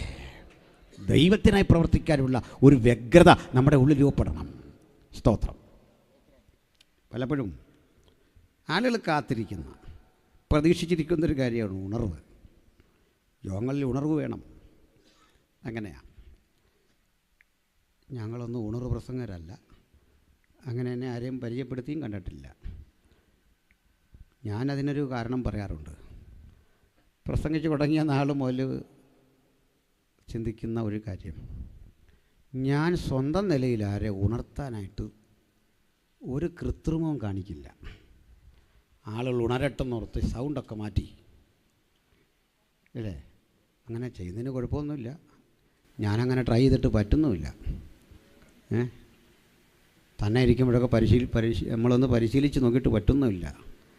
കാരണം ചിലർ ഈ സൗണ്ടൊക്കെ ഒന്ന് മാറ്റി ഹല്ലേലൂയ ഇങ്ങനെയൊക്കെ ഒരു സൗണ്ടൊക്കെ വെച്ച് ഇതെന്തിനാ അങ്ങനെ അന്നേരം വെക്കുന്ന എനിക്കിതുവരെ പിടികിട്ടിട്ടില്ല. ഒക്കെ പോട്ടെ. അപ്പോൾ ഈ പാട്ട് പാടുന്നവരും, ഞാൻ ഈ പാടുന്നവരോട് പറയാറുണ്ട്, ഞാനൊരു കൺവെൻഷൻ നടത്തി അടുത്ത കാലത്ത്. എന്നിട്ട് ഞാൻ പാട്ടുകാരോട് പറഞ്ഞു, ഞാൻ പ്രസംഗിക്കാൻ 3 പേരെ വിളിച്ചിട്ടുണ്ട്, നിങ്ങൾ പ്രസംഗിക്കണ്ട, ആ നേരം കൂടെ ഒരു പാട്ടങ്ങ് പാടും. ഇവിടെ വിളി അതിനാണ്. അങ്ങനെയല്ലേ? ഇവിടെ വിളി അതിനാണ്. അങ്ങനെ ചില പുള്ളികൾ എന്ത് ചെയ്യുന്നത് വെച്ചാൽ പ്രസംഗമല്ല ഒരു പ്രത്യേക പരിപാടി. ഇവിടെ നടക്കുന്ന ഈ കാര്യങ്ങൾ ഇങ്ങനെ പറയുക, വലിയ ബന്ധനങ്ങളെ ദൈവം അഴിച്ചുകൊണ്ടിരിക്കുകയാണ്, വലിയ വ്യത്യാസം വരുത്തിക്കൊണ്ടിരിക്കുകയാണ്, ചില ട്യൂമറുകൾ മാറിക്കൊണ്ടിരിക്കുകയാണ്, ചില ബന്ധനങ്ങൾ അഴിച്ചുകൊണ്ടിരിക്കുകയാണ്, ദൈവം വലിയ പ്രവൃത്തി ആ അറ്റം മുതൽ ഈ അറ്റം വരെ. ഇതന്നെ ഈ വള്ളം കളിക്കാരനും പറയുന്നത്. കമൻട്രിയെ പായ്പാട് ചുണ്ടൻ ഇഞ്ചോടിഞ്ച് വ്യത്യാസത്തിൽ ദേവറസിനെ പിന്തള്ളി മുന്നേറിക്കൊണ്ടിരിക്കുന്നു. 4 കെട്ടുവള്ളങ്ങൾ ഒന്നൊന്നിനെ പിന്തള്ളി ഇഞ്ചോടിഞ്ച് വ്യത്യാസത്തിൽ. അവൻ പറയുന്ന ഒരേ കാര്യമാണ്. എന്തൊരു കാര്യമുള്ളത്? ആ പറയുന്നവർക്കൂടെ സമാനതയുള്ളത്, അവൻ ഇന്ന് വരെ വള്ളത്തിൽ കയറിയിട്ടുമില്ല, വെള്ളത്തിൽ ഇറങ്ങിയിട്ടുമില്ല. അങ്ങനെ ആകാശവാണി പണ്ട് നമ്മൾ കേട്ടോണ്ടിരുന്നത്. അവൻ വെള്ളത്തിൽ കയറിയിട്ടില്ല, അവൻ കുട്ടനാടോട്ട് ഒരു ബന്ധവുമില്ല, അവൻ ഈ കളി കണ്ടിട്ട് വിളിച്ചു പറയുക, വെള്ളത്തിൽ ഇറങ്ങാതായി പറയുന്നു. അപ്പോൾ ഇത് ആരാധിച്ചോ ബന്ധനം കഴിഞ്ഞോ അതൊക്കെ നടക്കട്ടെ. നമുക്ക് വേറൊരു പണിയുണ്ട്. എല്ലാവരും ഉണരണം. നമ്മളെല്ലാം ഉണർന്നാൽ പറ്റും. നമ്മൾ ശരിയാകണമെന്നേ. ആ ഉണരാത്തതിൻ്റെ കാരണം നമ്മളിൽ എവിടേക്കോ കിടപ്പുണ്ടെന്നാണ്. പ്രസംഗിക്കുന്ന എൻ്റെയും കേൾക്കുന്ന നിങ്ങളുടെ ഉള്ളിൽ ഉണർവിന് വിഘാതം വരുന്ന ഘടകങ്ങളെ മുഴുവൻ ഒന്ന് ശുദ്ധി ചെയ്ത് തയ്യാറെടുത്ത് ഈ ക്രൂശ് ചുമക്കാൻ ഒരു വ്യഗ്രത കാണിച്ച് ഉണർവ് എന്താണെന്ന് ഞാൻ പറയാം. ഉണർവ് ബാഹ്യതലങ്ങളിൽ പ്രകടമാക്കുന്ന ആവേശമല്ല. ആവേശമൊക്കെ വേണമെന്നേ, നമ്മൾ ജീവനുള്ളവർ, അതൊക്കെ വേണം അല്ലേ? എന്നാൽ ഉണർവിനൊരു മറ്റൊരു വസ്തുതയുണ്ട്. അതും ക്രൂശിലേക്ക് വന്ന് ഞാൻ നിർത്താം.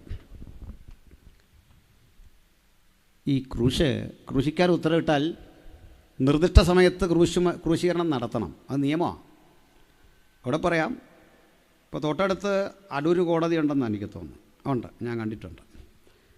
ഈ അടൂരുള്ള CJM കോടതിയിൽ ഇന്ന് ഉപയോഗിക്കുന്ന ഭാഷയും പീലാത്തോസിൻ്റെ കോടതിയിൽ ഉപയോഗിച്ച ഭാഷയും ഒന്നാണ്. റോമൻ അല്ലെ ലാറ്റിനാണ്. അറിയാമല്ലോ, ലത്തീനാണ് അവിടുത്തെ ലാംഗ്വേജ്. ഇവിടുത്തെ ലോകത്ത് കോടതിയിലെല്ലാം ഭാഷ ലാറ്റിനാണ്. ചില പ്രധാന വേർഡുകളാട്ടോ. നമുക്ക് മലയാളത്തിലും ഇംഗ്ലീഷിലൊക്കെ വാദിക്കാം. അപ്പോൾ ഹേബിയസ് കോർപ്പസ്, ജുഡീഷ്യറി, ഇതെല്ലാം ലാറ്റിൻ വേർഡുകളാണ് റോമക്കാരുടെ. കോടതി അത്ര സ്ട്രിക്റ്റാണെന്നും.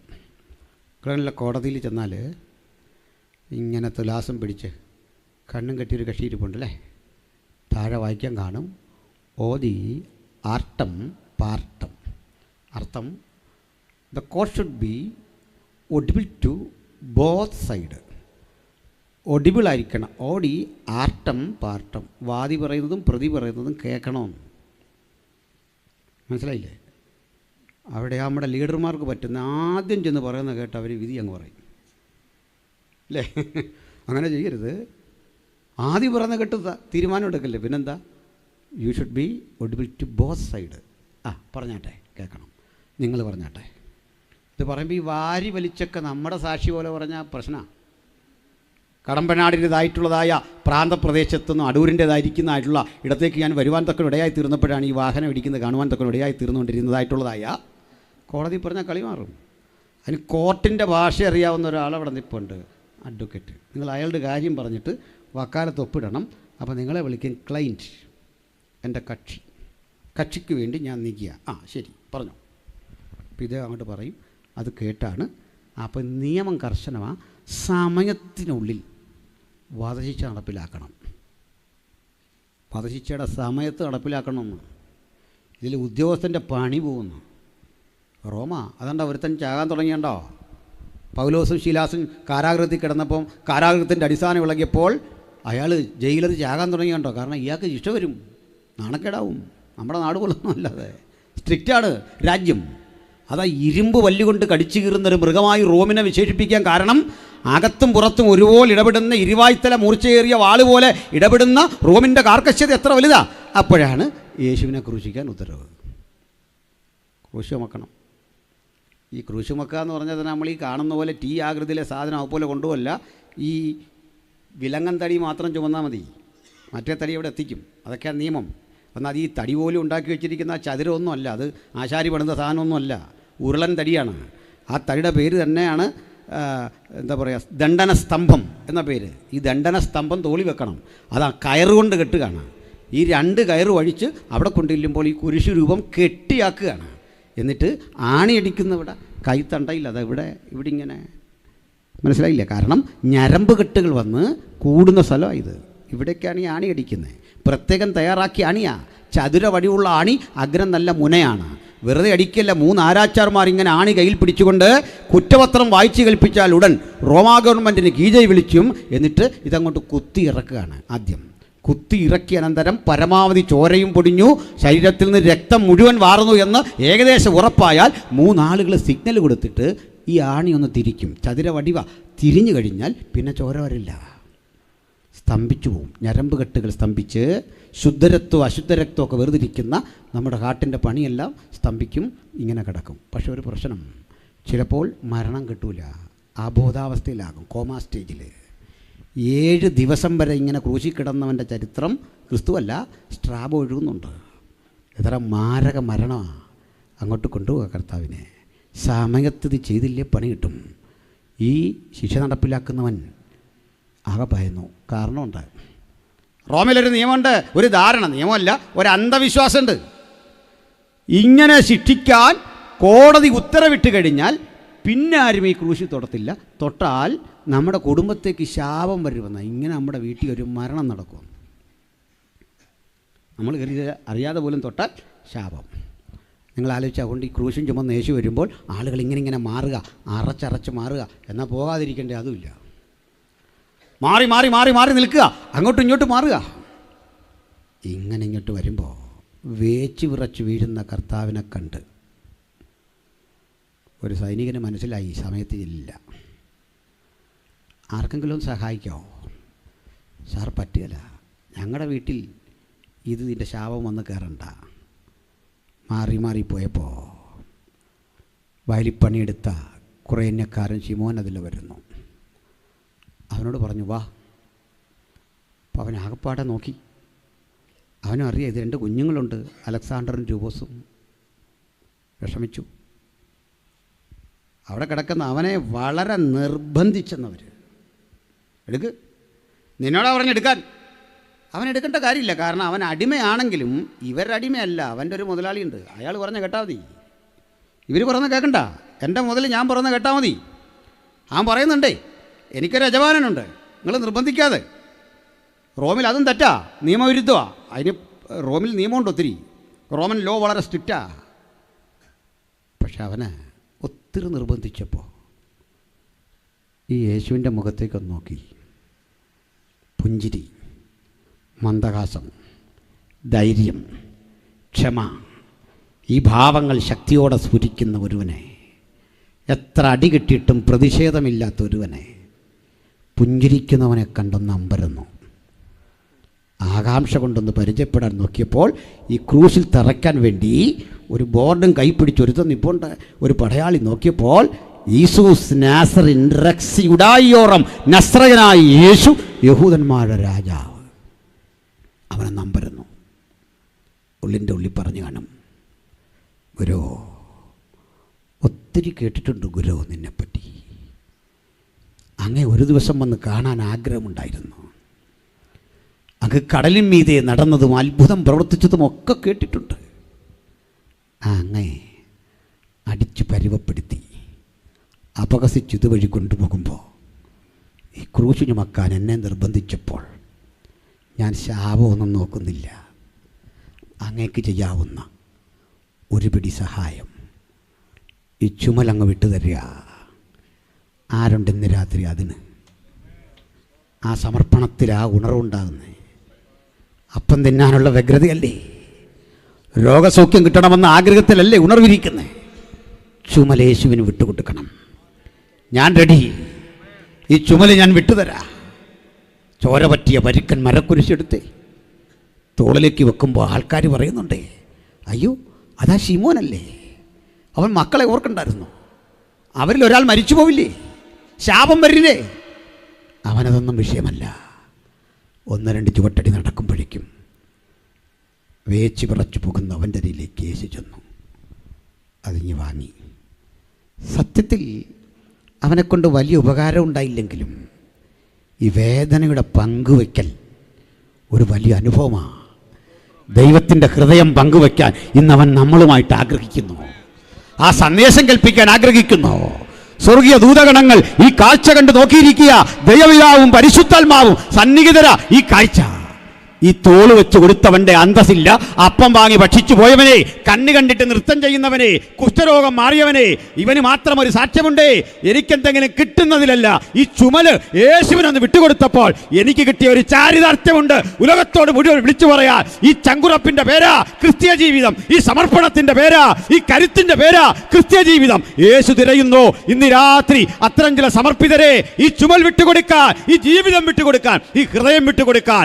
ആര് തടഞ്ഞാലും, ഏത് അന്ധവിശ്വാസം തടഞ്ഞാലും ഞാൻ ഇറങ്ങിച്ചെല്ലും. മക്കൾക്ക് ശാപം വരുമെന്ന് വിധി എഴുതിക്കൊണ്ട് ക്രൂശിനെ തടയാൻ പിശാചി തയ്യാറെടുക്കുമ്പോൾ ഭക്തൻ ഉള്ളിൽ പറയണം, നോ, ഈ ക്രൂശന്റെ അനുഗ്രഹം, ഇതെന്റെ പ്രശംസ, ഇതെന്റെ അഭിമാനം, ഇതെന്റെ വിടുതൽ, ഇതെന്റെ രോഗശാന്തി, ഇതെന്റെ അത്ഭുതം, എൻ്റെ ജീവിതത്തിന്റെ സകല പുരോഗതിയുടെയും ആധാരം നസ്രയനായ യേശുവിന്റെ ക്രൂശാണ്. ആ ക്രൂശിനെയും ക്രൂശിക്കപ്പെട്ടവനെയും ഉയർത്തിക്കൊണ്ട് പറയാ, ഒരുവൻ എന്നെ അനുഗമിച്ചാൽ എന്ത് കിട്ടുമെന്ന് ചോദിച്ചാൽ ഒരു ഉറപ്പ്, സത്യസന്ധമായി അനുഗമിക്കുന്നവന് അവനൊരു ക്രൂശ് വെച്ചിട്ടുണ്ട്.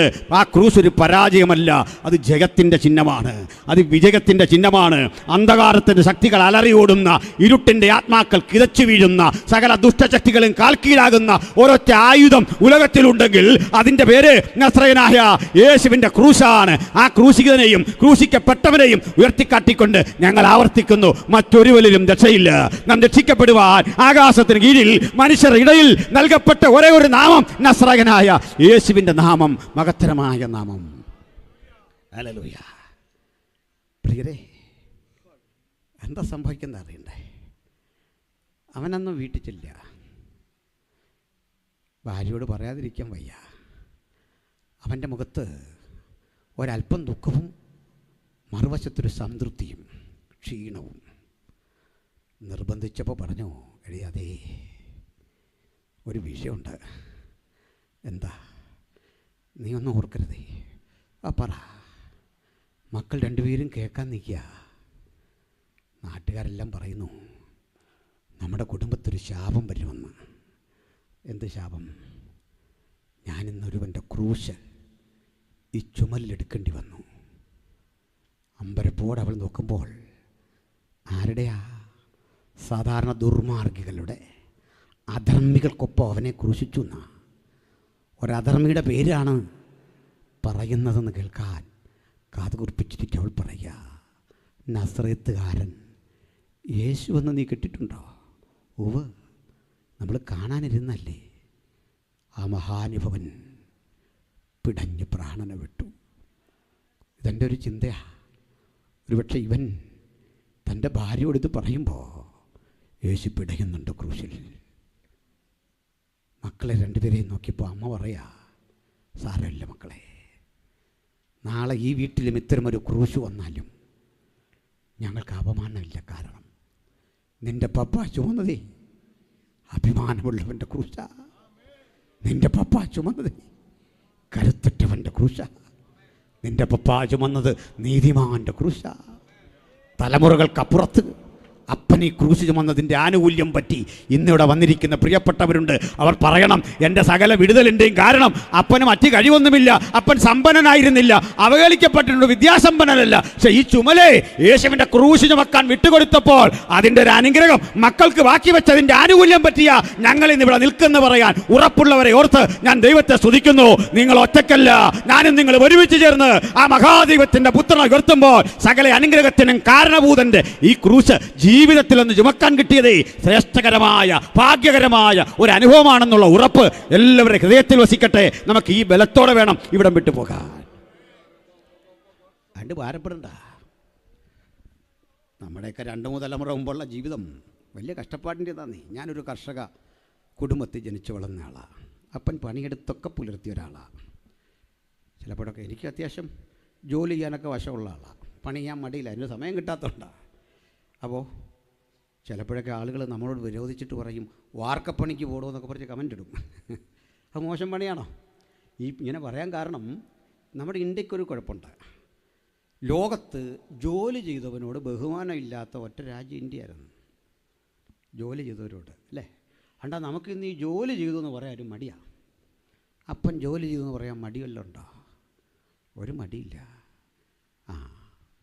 അത് ഞാൻ ചിലപ്പോൾ ഒരല്പം കുറ്റം വിധിക്കുന്ന വിധത്തിൽ ഒരു കാര്യം പറയാം. പെണങ്ങല്ലേ? ഞാൻ നിങ്ങളുടെ വീട്ടിൽ വന്നാൽ നിങ്ങൾ എന്നെ ഒരു ഫോട്ടോ എടുത്തിട്ട് കാണിക്കും, ഇതാണ് പാപ്പ അല്ലെ, മൊബൈലിൽ കാണാം. ഞാൻ നോക്കുമ്പോൾ സുന്ദരനായൊരു പപ്പ, ഞാനും ഇതേ നിങ്ങളെ കാണിക്കും. സുമുഖനായൊരു പപ്പ, ഉടുപ്പൊക്കെ ഇട്ട്, ചിലപ്പോൾ പട്ടാളത്തിലാണ് വേഷമൊക്കെ അണിഞ്ഞ്, ഗൾഫിലാണെ കപ്പൽ, പഴയ കാലമല്ലേ, കപ്പലിൻ്റെ മുമ്പിൽ നിൽക്കുന്നു. യഥാർത്ഥ പപ്പ അങ്ങനെയല്ല.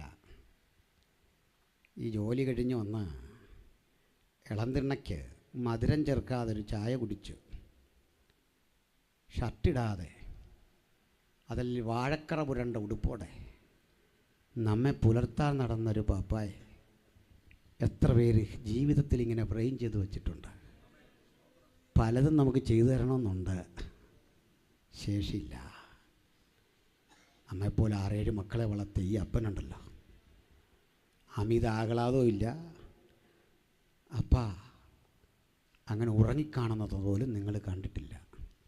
സ്നേഹത്തിലൊരു വാക്കും പറഞ്ഞിട്ടില്ല. അന്ന് അപ്പയോട് വലിയ വിണക്കം തോന്നിയല്ലേ? കാലമേറെ കഴിഞ്ഞിട്ട് ഇപ്പം മനസ്സിലാകുന്നു അപ്പൻ്റെ വില എന്താണെന്നറിയണ്ടേ. അപ്പ നമുക്ക് തന്ന ഏറ്റവും വലിയ ദാനം, അത് ഏത് സഭയാകട്ടെ. പണ്ട് എല്ലാ സഭയിലും ഉണർവുണ്ടായിരുന്നേ, പിന്നെ എല്ലാ ദൈവമക്കളുണ്ടായിരുന്നേ. പപ്പയും മമ്മിയും അമ്മയൊക്കെ തന്ന ഏറ്റവും വലിയ സമ്പത്തെ അവർ പറഞ്ഞ, അവർ പഠിച്ച, മനസ്സിലാക്കിയ യേശു നല്ലവനായിരുന്നു. ഈ തഴമ്പിൻ്റെ ബലത്തിലാണ് ഞാനിവിടെ നിൽക്കുന്നത്, നിങ്ങളിവിടെ നിൽക്കുന്നത്. വേറെ ഒന്നുമില്ലാന്നേ. ഇവനിതെല്ലാം പറഞ്ഞു. പക്ഷെ ഞാൻ നിർത്തുക. കാലമേറെ കഴിഞ്ഞപ്പോൾ ഇയാളുടെ മക്കൾ ആരായി എന്നാണ് നിങ്ങളുടെ വിചാരം? നമ്മൾ രൂഫോസ് എന്നൊരാളെ കാണുന്നുണ്ട്. രൂഫോസ് ഇവൻ്റെ ഒരു മോന.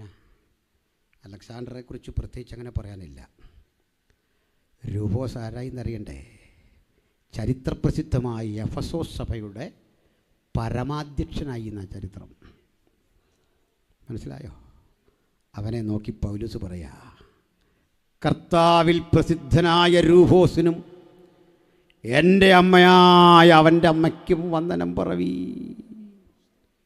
കുരിശു ചുമന്ന് ഏതോ കൊലക്കളത്തിൽ മരിച്ചു വീഴുന്ന ശാപം വേട്ടയാടുമെന്ന് ലോകം ചിന്തിച്ച സ്ഥാനത്ത് എൻ്റെ നാമത്തിൽ നീ ത്യജിച്ചതൊക്കെ 100 മടങ്ങല്ല 1000 മടങ്ങായി തിരിച്ചു കിട്ടുമെന്ന വാഗ്ദത്തം ഇന്ന് രാത്രി എനിക്കും നിങ്ങൾക്കും വേണ്ടി ഇവിടെ വ്യാപരിക്കുന്നു. അതുകൊണ്ട് യേശുവിനെ അനുധാവനം ചെയ്യാം. ഈ ക്രൂശനെ ചുമക്കാം. ക്രൂശൻ്റെ ധീര പടയാളികളായി ക്രിസ്തു യേശുവിന് വേണ്ടി സേവനം ചെയ്യാൻ നമുക്കൊത്തൊരുമിച്ച് ജാഗ്രതപ്പെടണം. എല്ലാ കണ്ണുകളടച്ചട്ടെ, ഹൃദയങ്ങളെ ആക്രമിക്കട്ടെ, തമ്പുരാൻ്റെ മുമ്പിൽ പ്രാർത്ഥിച്ചട്ടെ. എനിക്ക് ഈ ക്രൂശ് ചുമക്കണം. നമ്മൾ ചുമക്കുന്നവരാ ഭൂരിപക്ഷം. എന്നാൽ എൻ്റെ സമർപ്പണത്തിൽ എവിടെയോ കുറവ്. ക്രൂശിന് കട്ടികൂടുന്നിടത്തൊക്കെ അസഹനീയമെന്ന് തോന്നുന്നൊരു ഉൾവിളി എനിക്ക് തിരുത്തണം. എനിക്കൊന്ന് മാറണം. വേദനയുടെ കാഠിന്യത്തിലൊക്കെ നമ്മൾ ക്രൂശ് താത്തു വെക്കാൻ ഒരുമ്പിടുമ്പോൾ പാടില്ല. അതിൻ്റെ അനുഗ്രഹമാണ്. അതിൻ്റെ ജീവിതത്തിൻ്റെ ഗതിവിഗതികളെ മാറ്റുന്നതാ. അതുകൊണ്ട് ക്രൂശ് ചുമന്ന് ചുമന്ന് ചുമന്ന് കുഞ്ഞാട് പോകുന്നിടത്തൊക്കെ എനിക്കവനെ അനുഗമിക്കണം. ഇങ്ങനെ സമർപ്പണം ചെയ്ത ഒരാളെങ്കിലും അകത്തോ പുറത്തോ ഇന്ന് രാത്രി ഉണ്ടെങ്കിൽ നിങ്ങൾക്ക് വേണ്ടി പ്രാർത്ഥിക്കാൻ പോകുകയാണ്. ഈ പരിസ്ഥിതി പരിഗണിച്ച് എനിക്കെല്ലാവരെയും കാണാൻ സാധിക്കില്ല. പക്ഷേ യേശുവിനെ അങ്ങനെ അനുഗമിക്കാൻ, ഒരു പുനഃസമർപ്പണം ചെയ്യാൻ ആർക്ക് മനസ്സുണ്ട് അവർക്ക് മാത്രം കരമുയർത്താം. ഞങ്ങൾ നിങ്ങൾക്കായി പ്രാർത്ഥിക്കും. ചില കരമുയർത്തുന്നു, ചില സഹോദരങ്ങൾ കരമുയർത്തുന്നു. വചനം അങ്ങനെ ഹൃദയാന്തർഭാഗത്ത് തൊട്ടെങ്കിൽ കരമുയർത്തിയാട്ട് ഞങ്ങളൊരു വാക്കിൽ പ്രാർത്ഥിക്കും. ആ കരമുയർത്തിയതോർത്ത് ദൈവത്തിന് സ്തോത്രം. പുനഃസമർപ്പണത്തിൻ്റെ ഭാഗമായും കരമുയർത്താം. നമ്മുടെ ചിന്തയ്ക്ക് ആക്കം വരട്ടെ, വാക്കുകൾക്ക് മൂർച്ച വരട്ടെ, ശുശ്രൂഷയ്ക്ക് ആഴം വരട്ടെ, കാഴ്ചപ്പാടുകൾക്ക് ശക്തി വരട്ടെ. അവനെ അനുഗമിച്ചാൽ എന്ത് കിട്ടും? ആ ചോദ്യത്തിന് മുമ്പിൽ അങ്ങയുടെ ആ പരിശുദ്ധ സാന്നിധ്യം ക്രൂശിൻ്റെ ചുവട്ടിലും ആസ്വദിപ്പാൻ എന്നെ പ്രാർത്ഥനാക്കണമേ എന്ന പ്രാർത്ഥനയിൽ കരങ്ങളെ താഴ്ത്തിയിടാം. ഞാനൊരു വാക്കിൽ പ്രാർത്ഥിക്കുന്നു.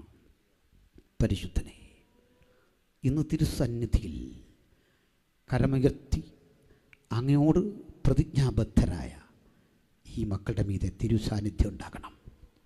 തിരുകൃപ അവരിൽ വ്യാപരിക്കണം. യേശുവിൻ നാമത്തിൽ ഞങ്ങളവരെ അനുഗ്രഹിച്ച് പ്രാർത്ഥിക്കുന്നു.